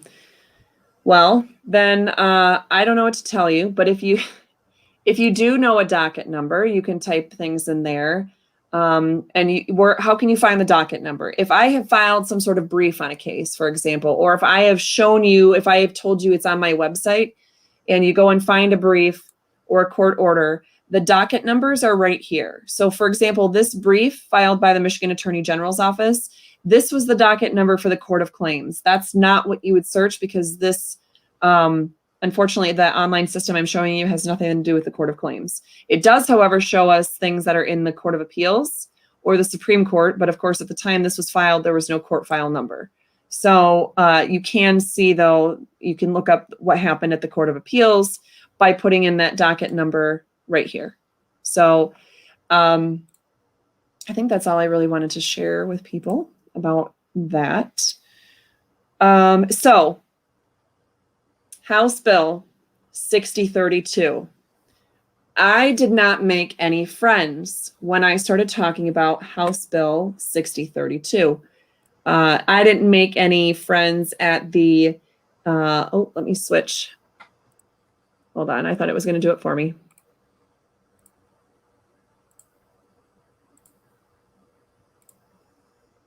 Okay. So, House Bill 6032, I talked about it, I believe, on Friday, and I made it a point to share that every single legislator that was present and voting that day, Senate or in the House of Representatives, they voted in favor of House Bill 6032, which then the governor signed into law on October 22nd. What does that do? A whole bunch of awful things. But two of the most, the main provisions, I'll call it, the easiest ways to describe them. If you have any of the principal symptoms of COVID-19, by the way, who gets to dictate that? Well, the legislature did put definitions in there, but they said those are the backup definitions. Actually, the MDHHS director gets to give us the definitions of what the principal symptoms are. Don't worry, he made sure to do that in an order. He didn't pass that opportunity up. So at any rate, the principal symptoms, if you go to the CDC's website, yes, I'm not talking about Fox News or any kind of biased source. If you go to the CDC's website, they actually have a printout that compares symptoms with in fact, let me see if I can, it's so much better when I don't have to blab about it. It's just bam, right there. Michigan.gov. Symptoms, similarities and differences. Awesome. Okay, so I'm going to change this yet again. I think I'm going to get out of work for the next 2 weeks. Watch this. My shoulder hurts from working today. All right, I'm done for 2 weeks. Yeah. So here, watch this, guys. Okay, this is great. I am going to show you here. This is the similarities and differences between flu and COVID-19. So what about the signs and symptoms? Well, both COVID-19 and the flu, if you see that right here, you know, common symptoms that COVID-19 and the flu share. And Micah, everybody can see both sides of my screen, right? Yeah. Okay. Because I can't see StreamYard anymore. So fever, feeling feverish or chills, cough, shortness of breath, difficulty breathing, fatigue, sore throat, runny nose, stuffy nose, muscle pain, body aches, headache, some, you know, blah, blah, blah. In fact, I think there might have even been, nope, I think that might be the last. So some people might have vomiting or diarrhea, though this is more common in children than adults. So differences for the flu. Flu viruses can cause mild to severe illness, including common signs and symptoms as listed above. So yeah, that really didn't tell us much there, did it? And then here, the only sign that they say different from the flu that they can associate with COVID-19 is that you might not be able to taste or smell. Wow, that sounds deadly. Okay, so it talks about how long the symptoms can appear. Well, I'm not going to go into all that for purposes of talking about this bill, but just so you know, there's not really, it's difference of wording, but it's not really a whole lot difference here. How long can someone spread the virus? Well, with the flu, you can be contagious for about 7 days after you show symptoms. I see a small hand. That's my child. Hi, Emma. If you, you don't have to shut the door. I was, just in case you're not knowing, mommy was on a video, that's all. COVID-19, they say, how long can someone spread the virus that caused COVID-19 is still under investigation. But they're thinking you might be contagious for as many as 10 days here. How nice. That's 7 to 10 days, really, same kind of thing. How it spreads. Both COVID-19 and the flu can be spread by all of these ways right here. Sneezing, talking, coughing, being within 6 feet of each other. It goes on and on and on. So differences, it says that COVID-19 is more contagious among certain populations and age groups than the flu. And it had more super spreading events than the flu. It just means we are more hyper alert to tracking it. But that's it. There's no actual facts or data right here, right? So people that are at high, so it talks about it's more contagious and bad for certain age groups and populations. But if you go to people that are at high risk for severe illness of COVID-19 and the flu, both of them say the high risk categories are older adults, people with certain underlying medical conditions, pregnant people. And in fact, this is what I love. See how this part is not bolded? The risk of complications for healthy children is higher for flu compared to COVID-19. So if you have a healthy child and they get the flu, they might have severe illnesses or complications because they got the flu, not COVID-19. But they bold not that statement. No, they bold the next statement, that infants and children with underlying medical conditions are at an increased risk for both flu and COVID-19, because you can't highlight the part where flu is more deadly for kids than COVID. That's terrible. Why would you do that? Young children are at higher risk for severe illness from flu. Yeah, that's accurate. So they have to say something negative about COVID, of course. School-age children are at higher risk to get this MISC, a rare but severe complication. Now, how rare is this thing? Well, it's so rare that you literally get it. Oh, that's not it. It's over here. Sorry. 20 people. So they've had less than 1,100 that have been confirmed cases in the United States as a whole, and deaths 20. So it's as rare as finding a good politician in the state of Michigan. No, that's a bad. I don't know about that's just that's depressing. Let's not talk about something that depressing. So anyway, the whole point is, okay, this is right from the CDC's website, right? CDC. We have the same stuff, the same symptoms, the same everything, right? Okay. So if you go to the bill that I just had up, nope, not that one. Okay. So the bill, House Bill 6032, it says if you have any of the principal symptoms of COVID-19, then you cannot go to work for at least 10 days. You cannot report to work. Now, what does report to work mean? My dad works from home. He oftentimes has had headaches that are really not explainable. He has had times where he's got muscle aches and things like that, especially in the winter, right? That's just how the winter crud works. But if it's not medically explainable, basically with a doctor's note that says it's not COVID, he's by law now not allowed to report to work. So that means he cannot walk from his bedroom down the hall to his office and sit at his computer. By law, that's what it says. So my dad could be violating Michigan law now if he has some aches and pains and doesn't have a COVID test proving that it's not COVID-19, and then he goes into his office. That's literally what the law says. Now, let's say, let's see, Micah, we're going to say that you work at Meijer, okay?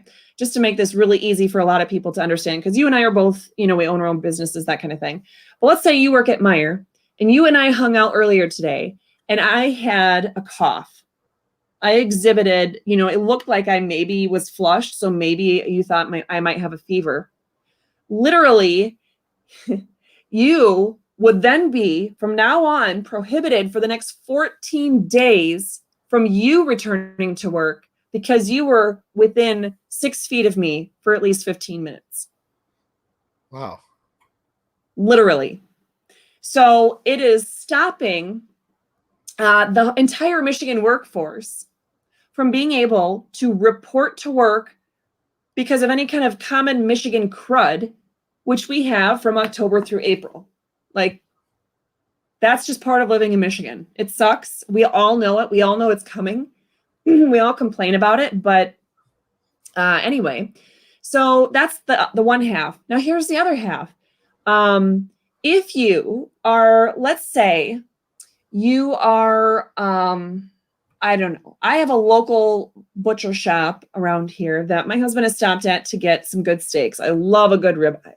And my husband really doesn't like cooking, but he can cook a really mean ribeye, even better than Outback. I'm telling you, you should come over for dinner sometime, Micah. So anyway, If he had gone in there, let's say in March, and he wasn't wearing a mask because he wouldn't, and the owner did not require him to wear a mask then, and then an employee was secretly a huge Whitmer fan and really hates our freedoms and decided, you know what?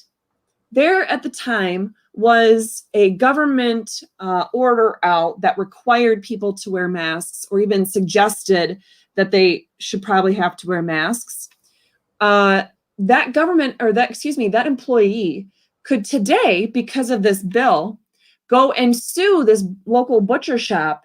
And the legislature says that person, as long as they prove their case that it happened, they will get statutory damages of no less than $5,000 from the employer. Kid you not. So it doesn't say that the employer had to, I forget what the actual wording is. I don't have it with me right now, but I mean, it's somewhere right here. I said it the other day in my video. It doesn't, I mean, you guys can look it up. House Bill 6032. Go to the Michigan legislature's website. You'll be able to find it. But it doesn't say that it's in violation of, a state law, or even, it doesn't even spell out that it's necessarily violating one of the constitutional orders that are still in place. It could be that the employer violated a totally unconstitutional executive order that was simply before they were declared unconstitutional, or part of a government mandate that just hasn't yet been challenged in court, which legally then would not be enforceable. You can sue your employer for that now. So if it goes back, so are we getting rid of that you shall not have ex post facto laws? Where does that go? Funny thing that you mentioned that, because that is exactly one of the very problems with this. So not only does our U.S. Constitution, but also our Michigan Constitution does not allow ex post facto laws, which means you cannot have a law enacted that is retroactive and provides any kind of punishment for people or requirements upon the people retroactively. Because how can a person possibly act in accordance with the law if the law was not the law at the time that they made the act? So a couple of other pieces about that. The U.S. and Michigan constitutions also do not allow for the impairment of contracts. No state shall pass any law impairing the obligation of contracts. U.S. Constitution, Article 1, Section 10. Article 1, Section 10 of our state constitution, no law impairing the obligation of contract shall be enacted. Pretty sure if they're getting in between the employer and the employee in that regard, that's impairing a contract. Or if they're saying all of your work, oh, here's the best part. I'm so sorry. I forgot. If you don't get to go to work, right? Or if someone says, I got the symptoms of COVID-19, I'm going to have to call in. The employer is not allowed to punish you or have any kind of ramifications to you. So in other words, if you really can't replace somebody. So if you have your whole workforce out and you're a small or medium business owner, and you have your whole workforce out consistently for 10 to 14 days at a time, each time they have a cough or cold or fever, you're going to have to hire more people, but you can't, because if you're demoting somebody or reducing their hours or terminating them or doing any of those things, then you are going to be considered as punishing them or having some sort of remedial action because they're following the law on COVID. So yeah, that's going to screw people. So anyway, yeah. And so if you're not able to hire new people, then guess what does that mean? You're not going to be able to keep up on your contracts, right? Because you're not going to have the money to pay, and it just goes on and on. Or you're not going to be able to keep up on your contracts with your customers in the sense that there's nobody there to do the work. You can't produce, what you have contracted to do. Individual equal protection. There are people out there that I would say maybe not even just medically fragile, but just medically predispositioned because, as Americans, there's a lot of people that are very unhealthy. They drink a lot of Diet Coke like I used to. maybe a lot of coffee, maybe a lot of alcohol, smoke a lot, whatever, right? Things that just generally help to make them not as healthy and not able to ward off a lot of those common cold and flu symptoms that we see in the winter. Mm-hmm. So those people that are more likely to have those kinds of symptoms, like I talked about my husband in the longer video, he often will have these unexplained muscle, aches and things like that. We don't have a medical note for it. He acts like he's 24 and he's not anymore. He's not close to 24. We have a kid that's close to 24. So, again, there's no medical explanation for why he would have those muscle aches, but it just happens, right? So, generally my husband gets warmer at night, but his skin always feels warmer than mine. Well, what if it's a day that he just felt slightly warmer than normal to this touch? Is that technically a fever? At what point are they considering it a fever? At what point does he now have a principal symptom of COVID-19? And there's no medical, like, was he going to go to the doctor and give me a doctor's note that says I don't have COVID-19? And would a doctor want to do that without providing the COVID-19 test? So then we're requiring people to go and take a COVID-19 test, which may, depending on the kind, doesn't it take a few days unless you do the whatever, right? And who's going to pay for that? And then you get fed into their contact tracing database, and then you start getting into that hole. Oh yeah, don't even get me started on contact tracing. So the individual equal protection element is gone. Also, so those individuals who are generally in poorer health their rights are violated in that way. But businesses have the smaller businesses are more impacted than the large corporations like Walmart or Meijer or whatever. They're going to be able to cover shifts a lot better when you have people out than your small mom and pop shops. So there is a definite equal protection issue there. Due process. You're stopped from going to work? Wait a minute. No person shall be deprived of life, liberty, or property without due process of law. That's the Fifth Amendment. No state, nor shall any state deprive any person of life, liberty, or property without due process of law. The 14th Amendment. In our state constitution, Article 1, Section 17, no person shall be deprived of life, liberty, or property without due process of law.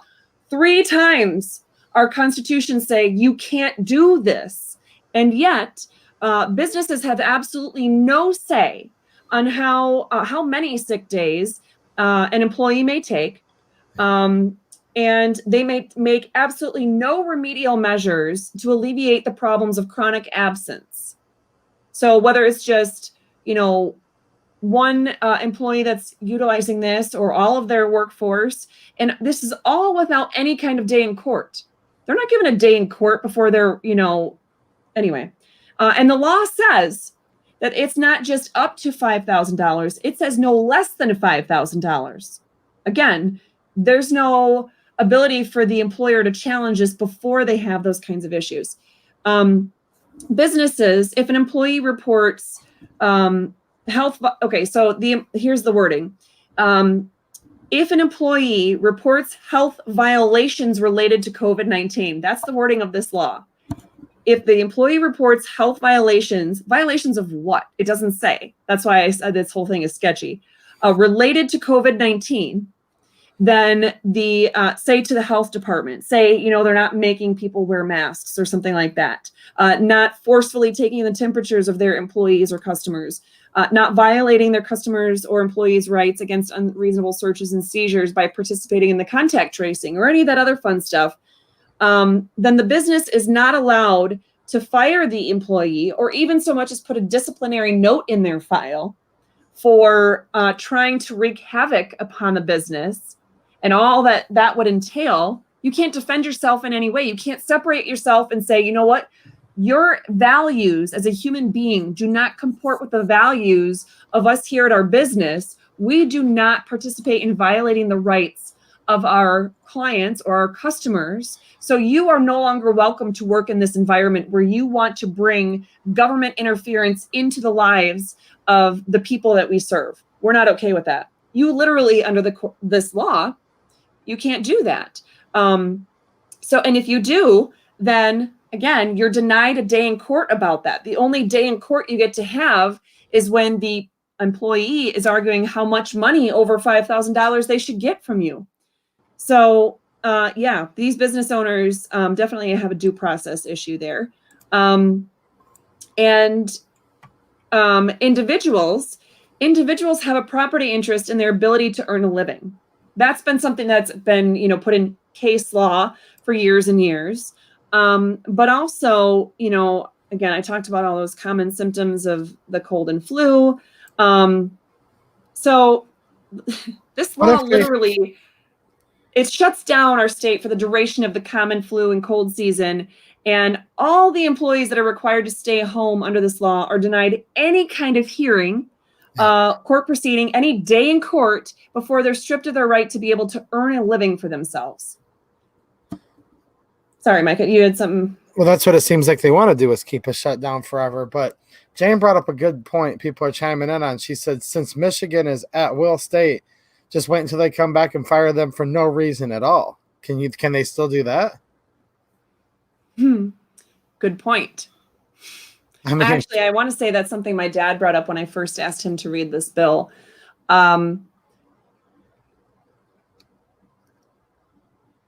Well, it's interesting because if you, let's say you either, stayed home because, the 14 days or whatever, or you reported the employer because they weren't forcing people to wear masks or something of that nature. And you were sent home, or whatever, you came back and they just terminated you for no reason whatsoever. I guess that would be interesting. I don't know what that would look like. As far as I recall, the bill doesn't have a presumption that if you're terminated anywhere afterwards, it's deemed as like, they're assuming that it's tied to this, the conditions of this bill. I would think a plaintiff would still have to prove their case that it was in fact because of the, the situation here with this bill, and that's the reason why they were fired. But it's still, why should an employer even have to entertain going to court and hiring an attorney about this? It's ridiculous. And Julie's asking, would this bill affect a union job where you've got collective bargaining? How does that work? Oh, it affects everybody. Yep. There's no exceptions for that. And two, quick last pieces. Bill of Attainder, I want you guys to look it up. It's something I didn't really let it sink into me, that I didn't really understand what it meant. It's in our U.S. and Michigan constitutions 3 times. It was important to the founders. You cannot have bills of attainder. What is it? And there's 2 main definitions. One is a special legislative act that imposes a death sentence on a person without a trial. That's more beneficial for, say, the abortion argument, when a child is murdered and they don't even get a trial, but that's neither here nor there for this conversation. The other definition is a special legislative act prescribing punishment without a trial for a specific person or group. So they've already set out the statutory punishment for the employers. That part isn't set with a trial. You have at least $5,000 you're going to be given as a punishment if you violate this law. But what about the punishment of not being able to earn a living for the employee? Mm-hmm. Or what about the punishment of the employer for your staff is out and now you can't fulfill your contracts and your business goes under? That's punishment where there's no trial. So yeah. And then you mentioned ex post facto. Again, 3 times in our constitutions that is written, you cannot enact an ex post facto law. You cannot make something. What's that? I was gonna say, that would have been like, look at prohibition. This is one everyone knows about. So we had prohibition for several years in this country. That'd be like taking people back that drank alcohol in the 1800s all the way up to the 1920s and now arresting them because during prohibition it's illegal, but they drank 5 years ago. So they're doing the same thing here. They're going back and saying, even if this happened, and here's the thing, that date that you had mentioned previously, that date is before anything was even quote unquote declared. That date that they're allowing you to go back to, and retroactively they can sue you for these damages of something you committed before they, you know what I'm saying, right? Yeah. Yeah. So here's the thing. That one thing I wanted to point out is Well, I want to point out several things. On my screen here, it lists all of the sponsors of the bill. So, for example, I was at an event a week and a half ago, and I was asked to basically be the keynote speaker. I did not realize at the time that a state rep was in the audience. So I started to talk about this bill and tell people how disgusting it was. And I didn't even go into full detail. I went into some detail. Afterwards, some individuals went over to the state rep because they knew he was there. I wasn't there the whole time. I was going right from one thing to another. And so they went up to him and asked him, like, why would you do this? And of course, he gives one of the usual answers that many of the state reps have given over at least the course of COVID-19 when they vote on these ugly bills. Well, we don't have enough time to read all of the bills. We go through the legislative analysis. We follow what leadership tells us. We do what the legislative, council tells us, or what the, House counsel tells us. This is what we're doing. Okay, this bill is all of like 2 pages long. There's a little bit of the next page, but again, that's like double spaced. It's really like triple spaced. Okay, so it's really less than 2 pages long. They couldn't have time to read it. Even if it's 300 pages long, then vote no on it.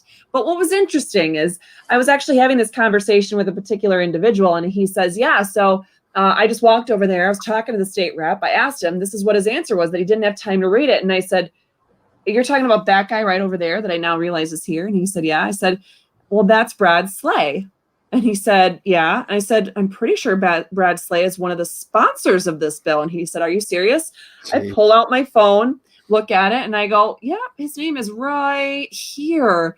And he said, are you kidding me? He told me he didn't have time to read it when he voted on it. But now you're telling me he's one of the people that brought it to the floor of the House in the first place? Yep. Needless to say, that voter was not very happy and went to confront Mr. Slay yet again. So are they not reading the bills? Yes, that's true. Are they lying about their votes? Yes, that's true.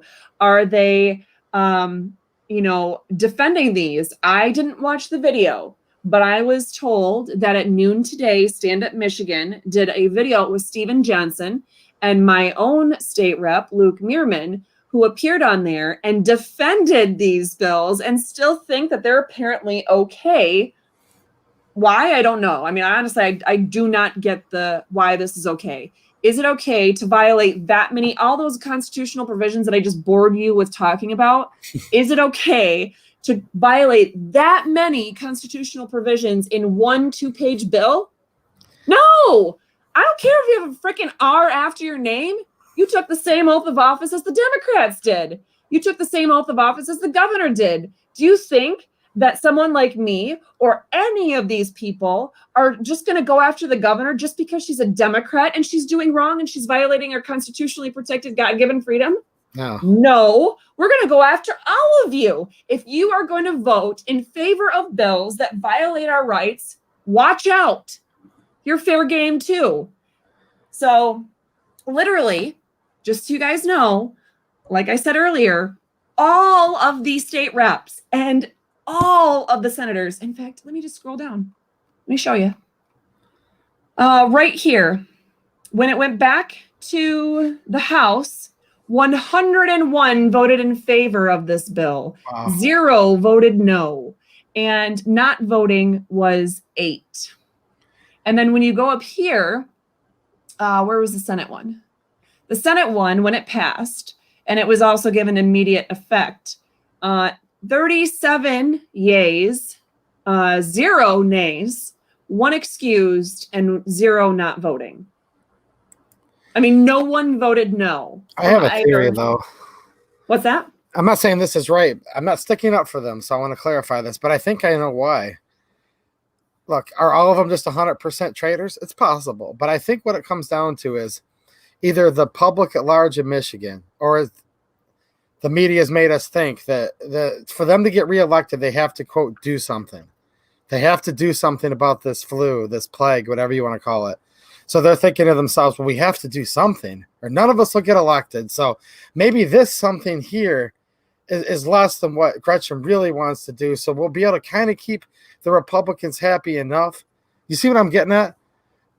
Because that's I what. do, but this actually does way more than what the governor was trying to do. Oh, So, so I'm not sticking up for them, but what I'm saying is this, and there's so much fake news going on right now. There really is. Every time something comes out and they say, well, there's a recall petition, there's the Restore Freedom petition, all these things, somehow all the newspapers print that Gretchen's approval rating keeps going up and up and up. And then they'll do another poll and say, what is the primary focus right now of the government? And they all say to keep us safe from coronavirus. So that's what there's either that many dumb people in Michigan right now that they're all just running around like sheep saying, protect us, no matter what you have to take as far as our liberties go. Or there's just so much fake news. You know what I'm saying, right? no, I know what you're saying. Yeah, I agree. I run into people on the street, customers and stuff, right? That are begging for this. They're saying, all I know is I don't care if they're Democrat or Republican. People have to do something about this. They have to protect us from this. It's just getting to be crazy. So I'm not sure what this is. Do you know what this is? What was the lie? Oh, she was talking about, she wasn't calling you a liar. She was talking about something that I forget what the context was, but she wasn't starting anything. I remember that now. And what was this? Did I miss something? Yeah, these guys were arguing back and forth like crazy. There's been a lot of trolls in here tonight that I've had to get rid of too. One person did clarify though, a lady named Bonnie. I'm going to find it here. She cited the actual part of the bill, but she said that it does not. Okay, here we go. Bonnie E said House Bill 6032 Section 1C says employees means an individual employed by an employer and whose primary workplace is not the individual's residence. So I guess it wouldn't affect you if you work from home. Where are they saying that came from? She's citing it HB 6032 Section 1C. No. Well, I'll have to find it. Give me a second. I've got way too many cases and statutes and all kinds of fun stuff here. One Little Lamb left you a super chat. Thank you. You're leaving them for her, guys, not me. I'm just thanking you because she's my friend, and I also donate to Restore Freedom. So they're saying, oh, they did update that. You are right, because what they had originally, they were talking about the distinction was between, they were basically saying, where is it? They were saying that it doesn't matter if you're an employee or an independent contractor or really just the business owner, you count as an employee. Yeah. That was somewhere, and that was really the only other distinction that had been made before. But no, I'm glad that you caught that because this is good. It still doesn't matter because people that work from home shouldn't be favored over people that don't. But that's true. That creates the equal protection argument even more. Linda just clarified. She said the polling in PA where Biden said he already won, she said that was a lie. So it goes back to picking winners and losers again. And that's all they've been doing, this executive branch, picking certain people to get richer than they ever have before and other people to go virtually bankrupt. Yeah. So, okay. So I think those are the main things I wanted to address. Was it One Little Lamb? Did he or she have any questions? No, I think they just donated. I don't see anything with that. Just, yeah, donated $5. Okay. Hold on here. I can't find the original comment that I clicked on, so I have no idea. How do you take? If you click on another one, it takes it away, or. Oh, that's kind of funny. We'll click on that for a minute. That was funny. I saw that. So, hopefully that clarifies some big things for you guys, not only about what your rights are tomorrow, but what your rights are in an enduring understanding of going to the polls, whether you're there to vote, whether you're just there to make a political statement. I'm not saying I agree with that. So let's say, for example, the Proud Boys or whomever decides to go to the polls in all their, garb, and they're just standing there to make a statement that you cannot take away their Second Amendment rights. And they're not menacing. They're not talking to anybody. They're not brandishing. They're simply breathing and existing with firearms, lots of them, all over them. That's their right to do that. Whether I agree with it or not is irrelevant. We need to stop living in the world of touchy-feely. This is my opinion. All of my opinions matter. None of your opinions matter, by the way, but all of my opinions matter. And what's that Constitution thing, though? That's just something old and stupid. We don't have to pay attention to that. So just stuff to keep in mind. And, you know, our legislature, I guess the whole reason why I was talking about the House Bill 6032 and the fact that none of the legislators voted against it is it violates so many stinking provisions of the Constitution, state and federal. And instead of any of them standing up and going, you know what, enough is enough. I won't participate with it anymore. You are right. Let's take back our freedom. This is unconstitutional. Let's do something about it. Let's fix this problem now. What do? One of the most conservative rated politicians in the whole legislature for the whole time he's been in, Steve Johnson, went and did a Facebook Live video defending his participation in this. And from what I've seen, I don't really go on social media a ton, but from what I've seen and what I've been told, I should say, is that all over social media, quite a few of these state reps, mostly Republicans, have decided to personally attack me today and over the last few days since I did that video, talking about my credentials or talking about why I'm doing this and that it's, you know, I'm jealous of that, the fact that they're a state rep and I'm not, or something stupid like that. You know what? The only thing I'm jealous of, quite frankly, are my friends that already live down in Florida and they get to go to the beach whenever they want. And it's not, 30 degrees there today. Those are the people I'm jealous of. If you think, Michelle Hoitanga, that I'm jealous of you, you're wrong. If you think I'm doing this because of anything else other than the fact that you need to be held accountable, not you as an individual, all of you as individuals who took an oath of office to uphold the U.S. and Michigan constitutions, then you're wrong. God gave us our freedom. You didn't. You have no right to try to just take it away from us like that. You are bound to follow that Constitution. I don't care if you like it or not. And all the Democrats that voted in favor of this in a heartbeat, guess what? All of your fear and all the fear mongering that you're part of perpetrating, you don't get to live based on fear and rule us based on your fear. And you don't get to keep poisoning the minds of all the public and get them so riled up about the COVID-19 deadly virus and trying to get people to support you in your unconstitutional actions and using that fear as a justification for regulating us in a way that violates our constitutionally protected freedoms. Is there a COVID-19 or a pandemic exception in the Constitution? No. And guess what? A federal court already said that. Isn't that great? Federal court already said that. And yet they don't learn. So if you as an individual are sitting out there wondering why oh, girlfriend, you are in so much trouble. What your kids do when you're working. Anyway, if you are out there and you are wondering what it is that you can do as an individual who doesn't normally, you don't check on court cases. You don't go to the legislature's website and hang out on there for a day and check on everything. You're not someone that reads up on all the things that are filed in the Court of Claims or Court of Appeals or Supreme Court. I'm telling you, I'm going to do my best to keep telling you as things are filed, but I need you guys to do me a favor. When I alert you about this stuff, you better light up your legislator. Now, I was accused of inciting violence. Let me be clear. I'm not telling you to go physically intimidate these people or threaten them with physical injury. I'm telling you, you better threaten them with not voting for them if that's what you feel is appropriate. At the very least, telling them that you do not give your permission to them taking such an unconstitutional action, telling them, demanding them to do the right thing and fix this.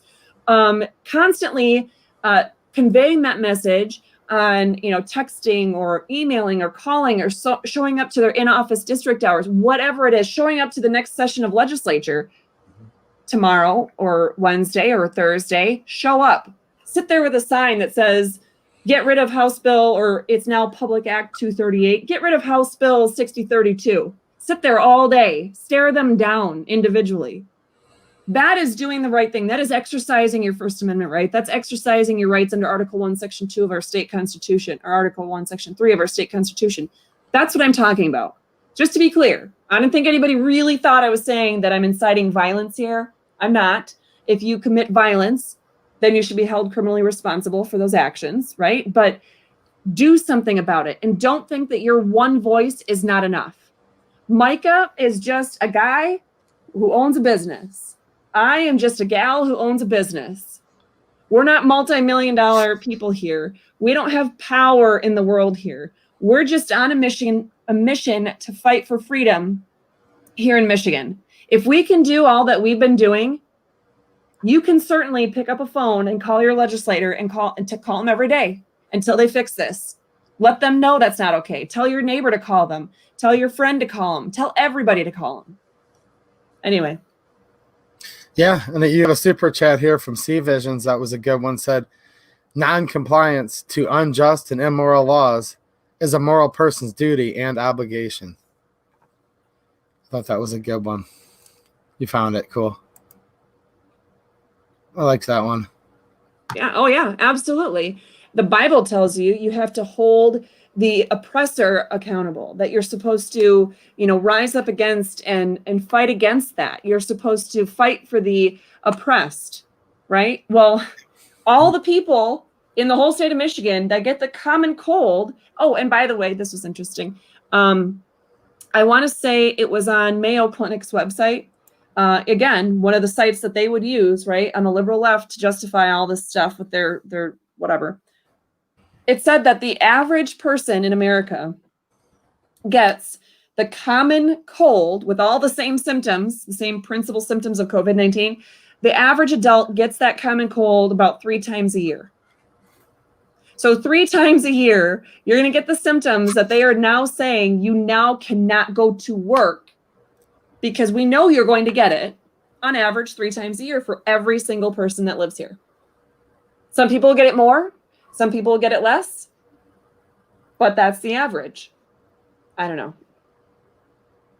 So, yeah, you're right. I can't wrap my head around it. No. So you have a duty to not comply with this. Absolutely. And am I going to be the one to file lawsuits about it? I'm sure that question is somewhere in here because I get asked that every time I do a video. I'm working on what that might look like. But let's be honest. As soon as I start fighting one of these lawsuits, where is my attention going to be?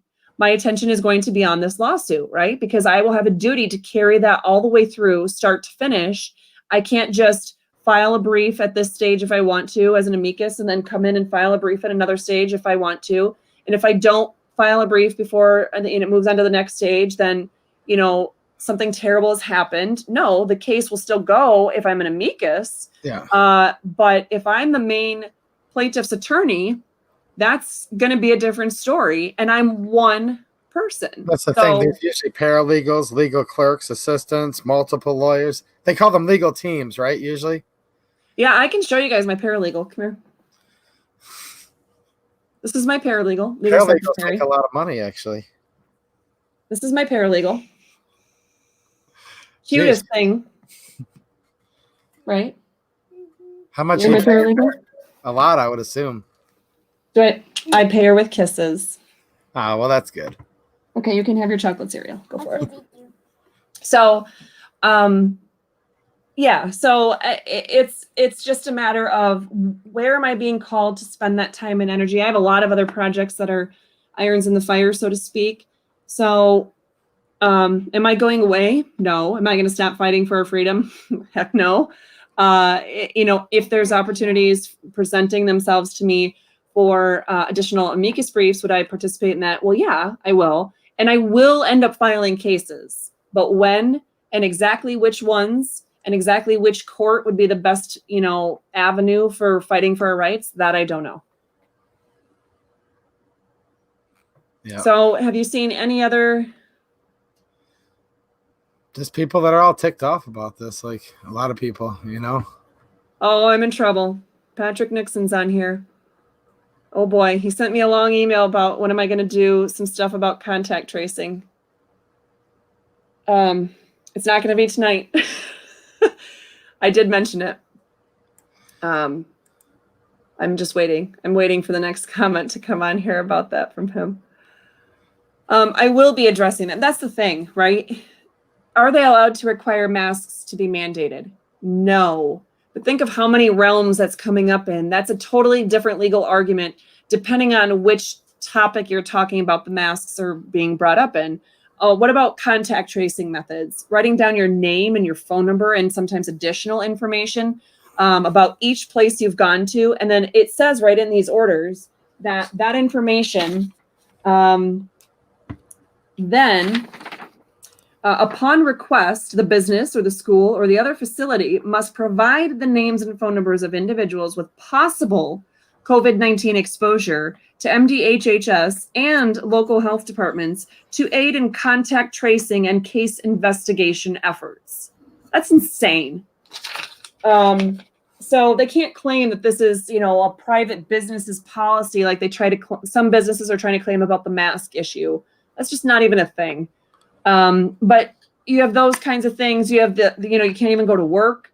You have the social distancing. You have all of these, talk about equal protection violations. If you go through this most recent order about gatherings from MDHHS, there's so many different percentages. So the main thrust of this thing is the gathering restrictions for particular types of facilities, it says.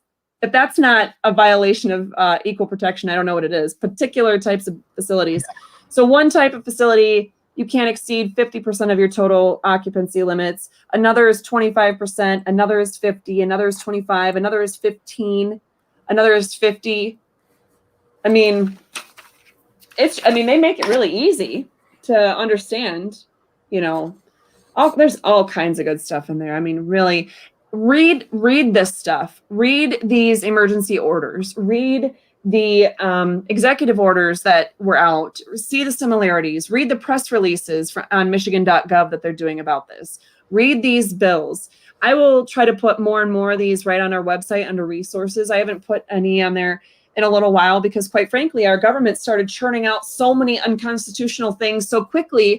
I was having a hard time getting up to speed and printing them and reading them before they would do something else, let alone to get them on our website. But even until I get them on there, please try to go to these websites. Please make it a point once a day to at least check it out. So, did anything else come up? Jane just brought up something. I'm not sure if she's correct, but she said no business is required to be de facto branch of government, period. They don't have to ask, you don't have to tell. So essentially, okay, so one thing is the whole point of government is to protect our God-given liberties, right? Against whom? Well, not primarily against them. The whole point of government is to protect our liberties against other individuals. And if you think about it, it's, you can't murder somebody, right? If you murder somebody, the government steps in. That's between two individuals, but the government will step in and correct that injustice, right? They'll put somebody behind bars. That's the whole point of that system of government in that sense. If you look at contracts, if you have a contract between two individuals and you have a full and fair agreement, but one person say takes the car that they're buying, but then they don't actually end up giving the money to the other person who's selling the car, well, there needs to be some way to have that sorted out. And so, some of the most fundamental basic reasons of why we have government. Well, again, there is a concept of liberty in the sense that should the government step in and violate, rights? Yeah, there's been an argument about, is this an impairment of a contract if we have a government step in and say, we're not going to allow you to, say, discriminate? Well, I think hands down, every single person on either side of the political aisle in our country, if you ask the question, is it okay for a business to discriminate based on the color of someone's skin or their gender? I don't know who would raise their hand and say, yeah, that's okay. And we're going to say no. So, or is it okay for a business to discriminate, refuse to serve someone, say Menards, because someone was in a wheelchair? I don't think so. No. So if those are concepts that, although those are in statute and things like that, right? Mhm. The premise is something we understand, that you have to treat people with a certain degree of respect, right? Where you're not having to compromise your own values just to be able to recognize that that person exists and has their own values, right? So is a business allowed to deny you service because you medically cannot tolerate a mask? No. The fact that you need to breathe air as God intended your body to function, how can that be a source of discrimination? Or if you don't want to give them all of your personal identifying information so that you can be tracked down by the government? Yeah. No, we have a Fourth Amendment right. That right is not simply, our freedoms are not secured just as against the government. The whole purpose of government is so that we have system to, the government can be there to help us sort through the person against person scenarios that we have, not just person against government. So I don't know. I know there was something else in there that we were talking about, and that my brain just got stuck on that. So the end. Somebody does have a common sense question, though. They're saying, but if they do ask and you refuse, they can they refuse to serve you? And he's saying not everyone has the ability to just shop somewhere else. Right. And that's what I'm saying. Is it right? No, it's not constitutionally sound. And depending on the reason for their refusal. So for example, I will say to their benefit, if I want to give them credit at all, in the implementation section of the newest mask order by the Department of Health and Human Services, it says nothing in this order modifies, limits, or abridges protections provided by state or federal law for a person with a disability. So if you are a person who has a medically, like I have a note from my doctor that says I can't wear a mask. So if you have a disability, a medical reason why you cannot wear a mask. Now, should you have to wear a mask at all? No. I'm just boiling it down to some most basic points, because in there, it doesn't require you to give a doctor's note. If you give them a verbal representation that you cannot wear the mask, they have to take that. So can they say to you, we're going to deny you service? What if you don't have a phone number? It says in there, they have to take the name and phone number.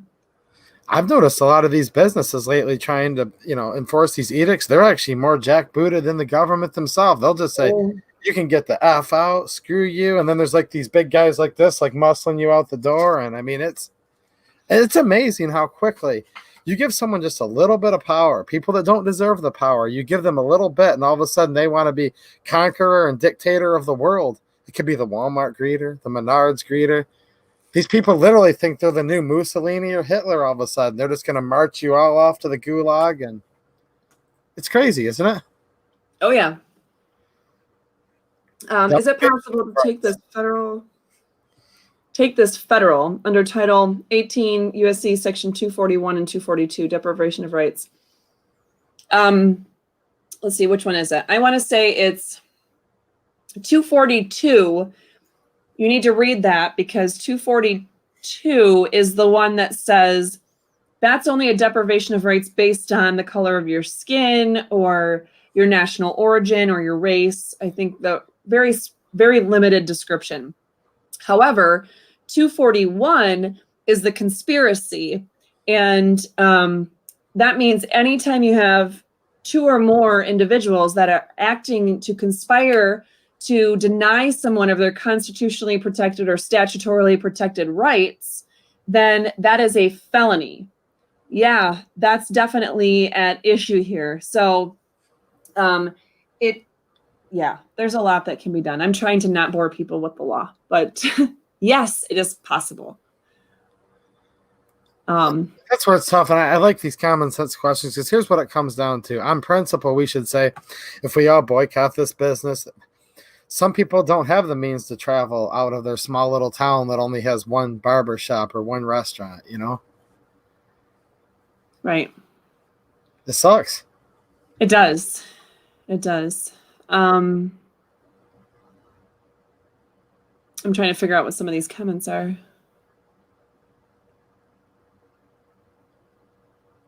What?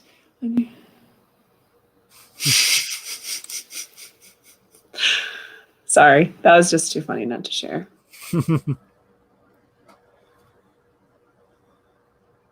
Oh, yeah.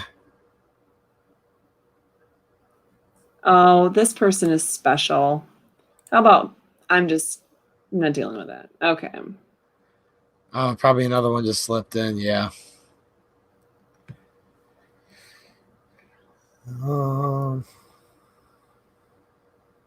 Yeah, so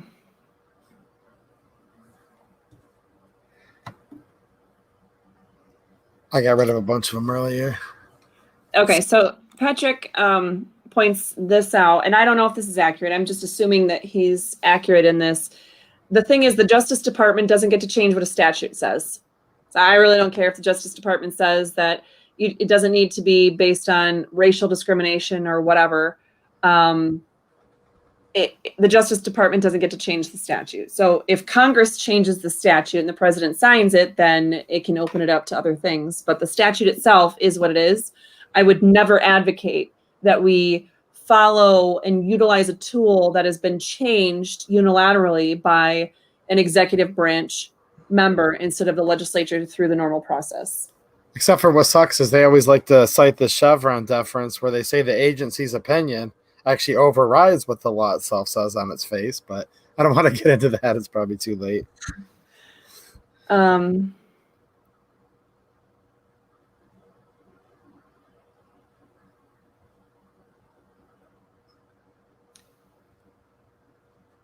Okay, so the question, wouldn't that be an invasion of someone's privacy, what they do with that information? Exactly, especially with what I just read to you is required under this mask order that they have to turn it over to the government for tracing purposes. Literally, it says right in there, you have to, as a business, take all this information because you then have to turn it over to us so we can do tracing. Anyway. The Fourth Amendment, securing your effects and papers, violates that if you ask me.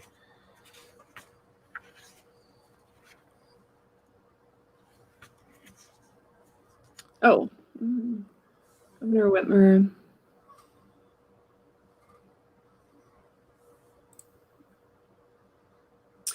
Here is something too. Masks are against my religion. Yes, masks are against my religion as well. I will not put a mask on my child. Number one, because God tells us we need to be out in fellowship and open communication with people and to, we're made in his likeness and we're not supposed to just cover that up.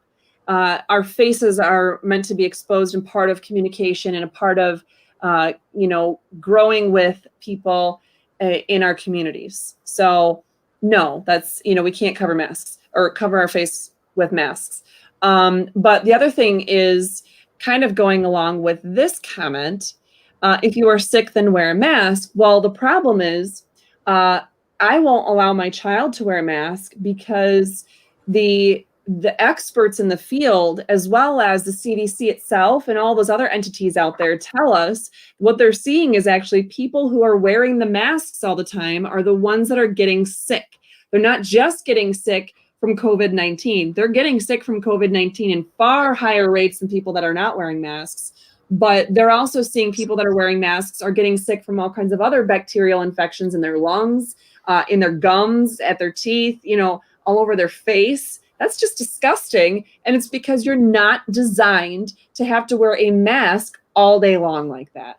It's not even clean. So if you are sick, and let's say you have the common cold, just as an example, and then you feel like, oh, I better go wear a mask, I'm going to say no. My request of you is no.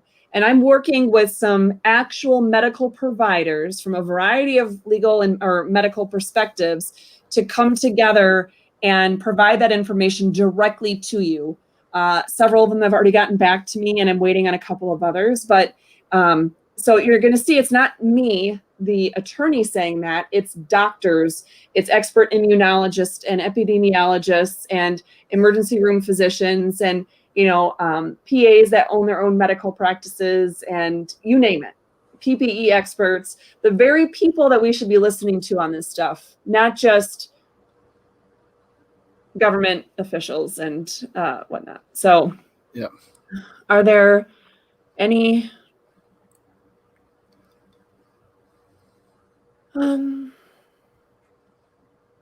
cool.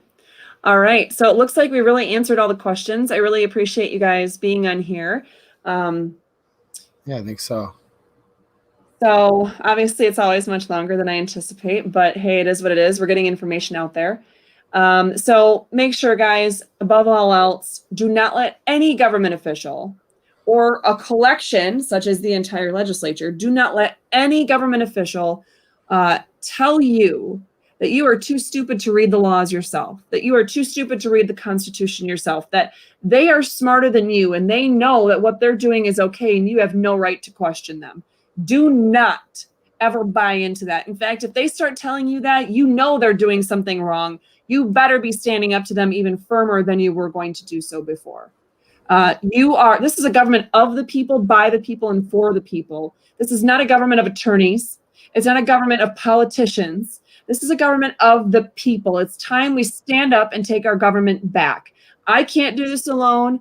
Mike and I are both very cool, very smart individuals, of course, but we can't do it alone either. We can't do it as a team. We need all of you to stand up and do your part. Even if you don't live in Michigan, if you're down in Ohio or you're over in California, well, if you're in California, that it's probably a lost cause over there, but anywhere else in the country, step up and assert your freedom. And are some of you going to receive harsher criticisms or, side effects or consequences because of it? Yeah. Don't assume my life has been easy in taking this fight on either. But it's time that we have to fight now, because if you don't, because it's easier right now, let's fast forward 6 months. Where are we going to be? You're just going to let me and the two of us here, you're going to let us take all the heat. And what if we just throw our hands up and go, it's not our problem. I'm going to Florida. I don't know. Are you going to come with me? Yeah, we're going to go out to the ocean, guys. You're just stuck here. Yep. Then those of us who have been putting in all the fight, we're going to go finally take that vacation, and we might not come back. And all of our families are packed up and ready to go. Where does that leave you? No, you got to fight now. Don't depend on other people to do it for you. I'm here to help guide you. And that's what Mike is doing too. He's here to guide you so you know how to exercise your rights and how to take responsibility for your own freedom. Yeah, and I think a lot of people are getting it, and it is encouraging. A lot of good people in the chat tonight. All right, awesome. So this is the awkward part. So I'm going to ask my Jedi instructor here So can I hit the end broadcast button, and then you and I can still figure out the logistics behind the scenes? Yeah, I was just going to tell everyone real quick, I'll be back on my channel at 9:30 p.m. this Friday, Eastern time. So that's usually when I stream. 9:30 every Friday. All right, guys, you heard it. And if you have additional questions, I'm sure, be back on at some point in the next few days.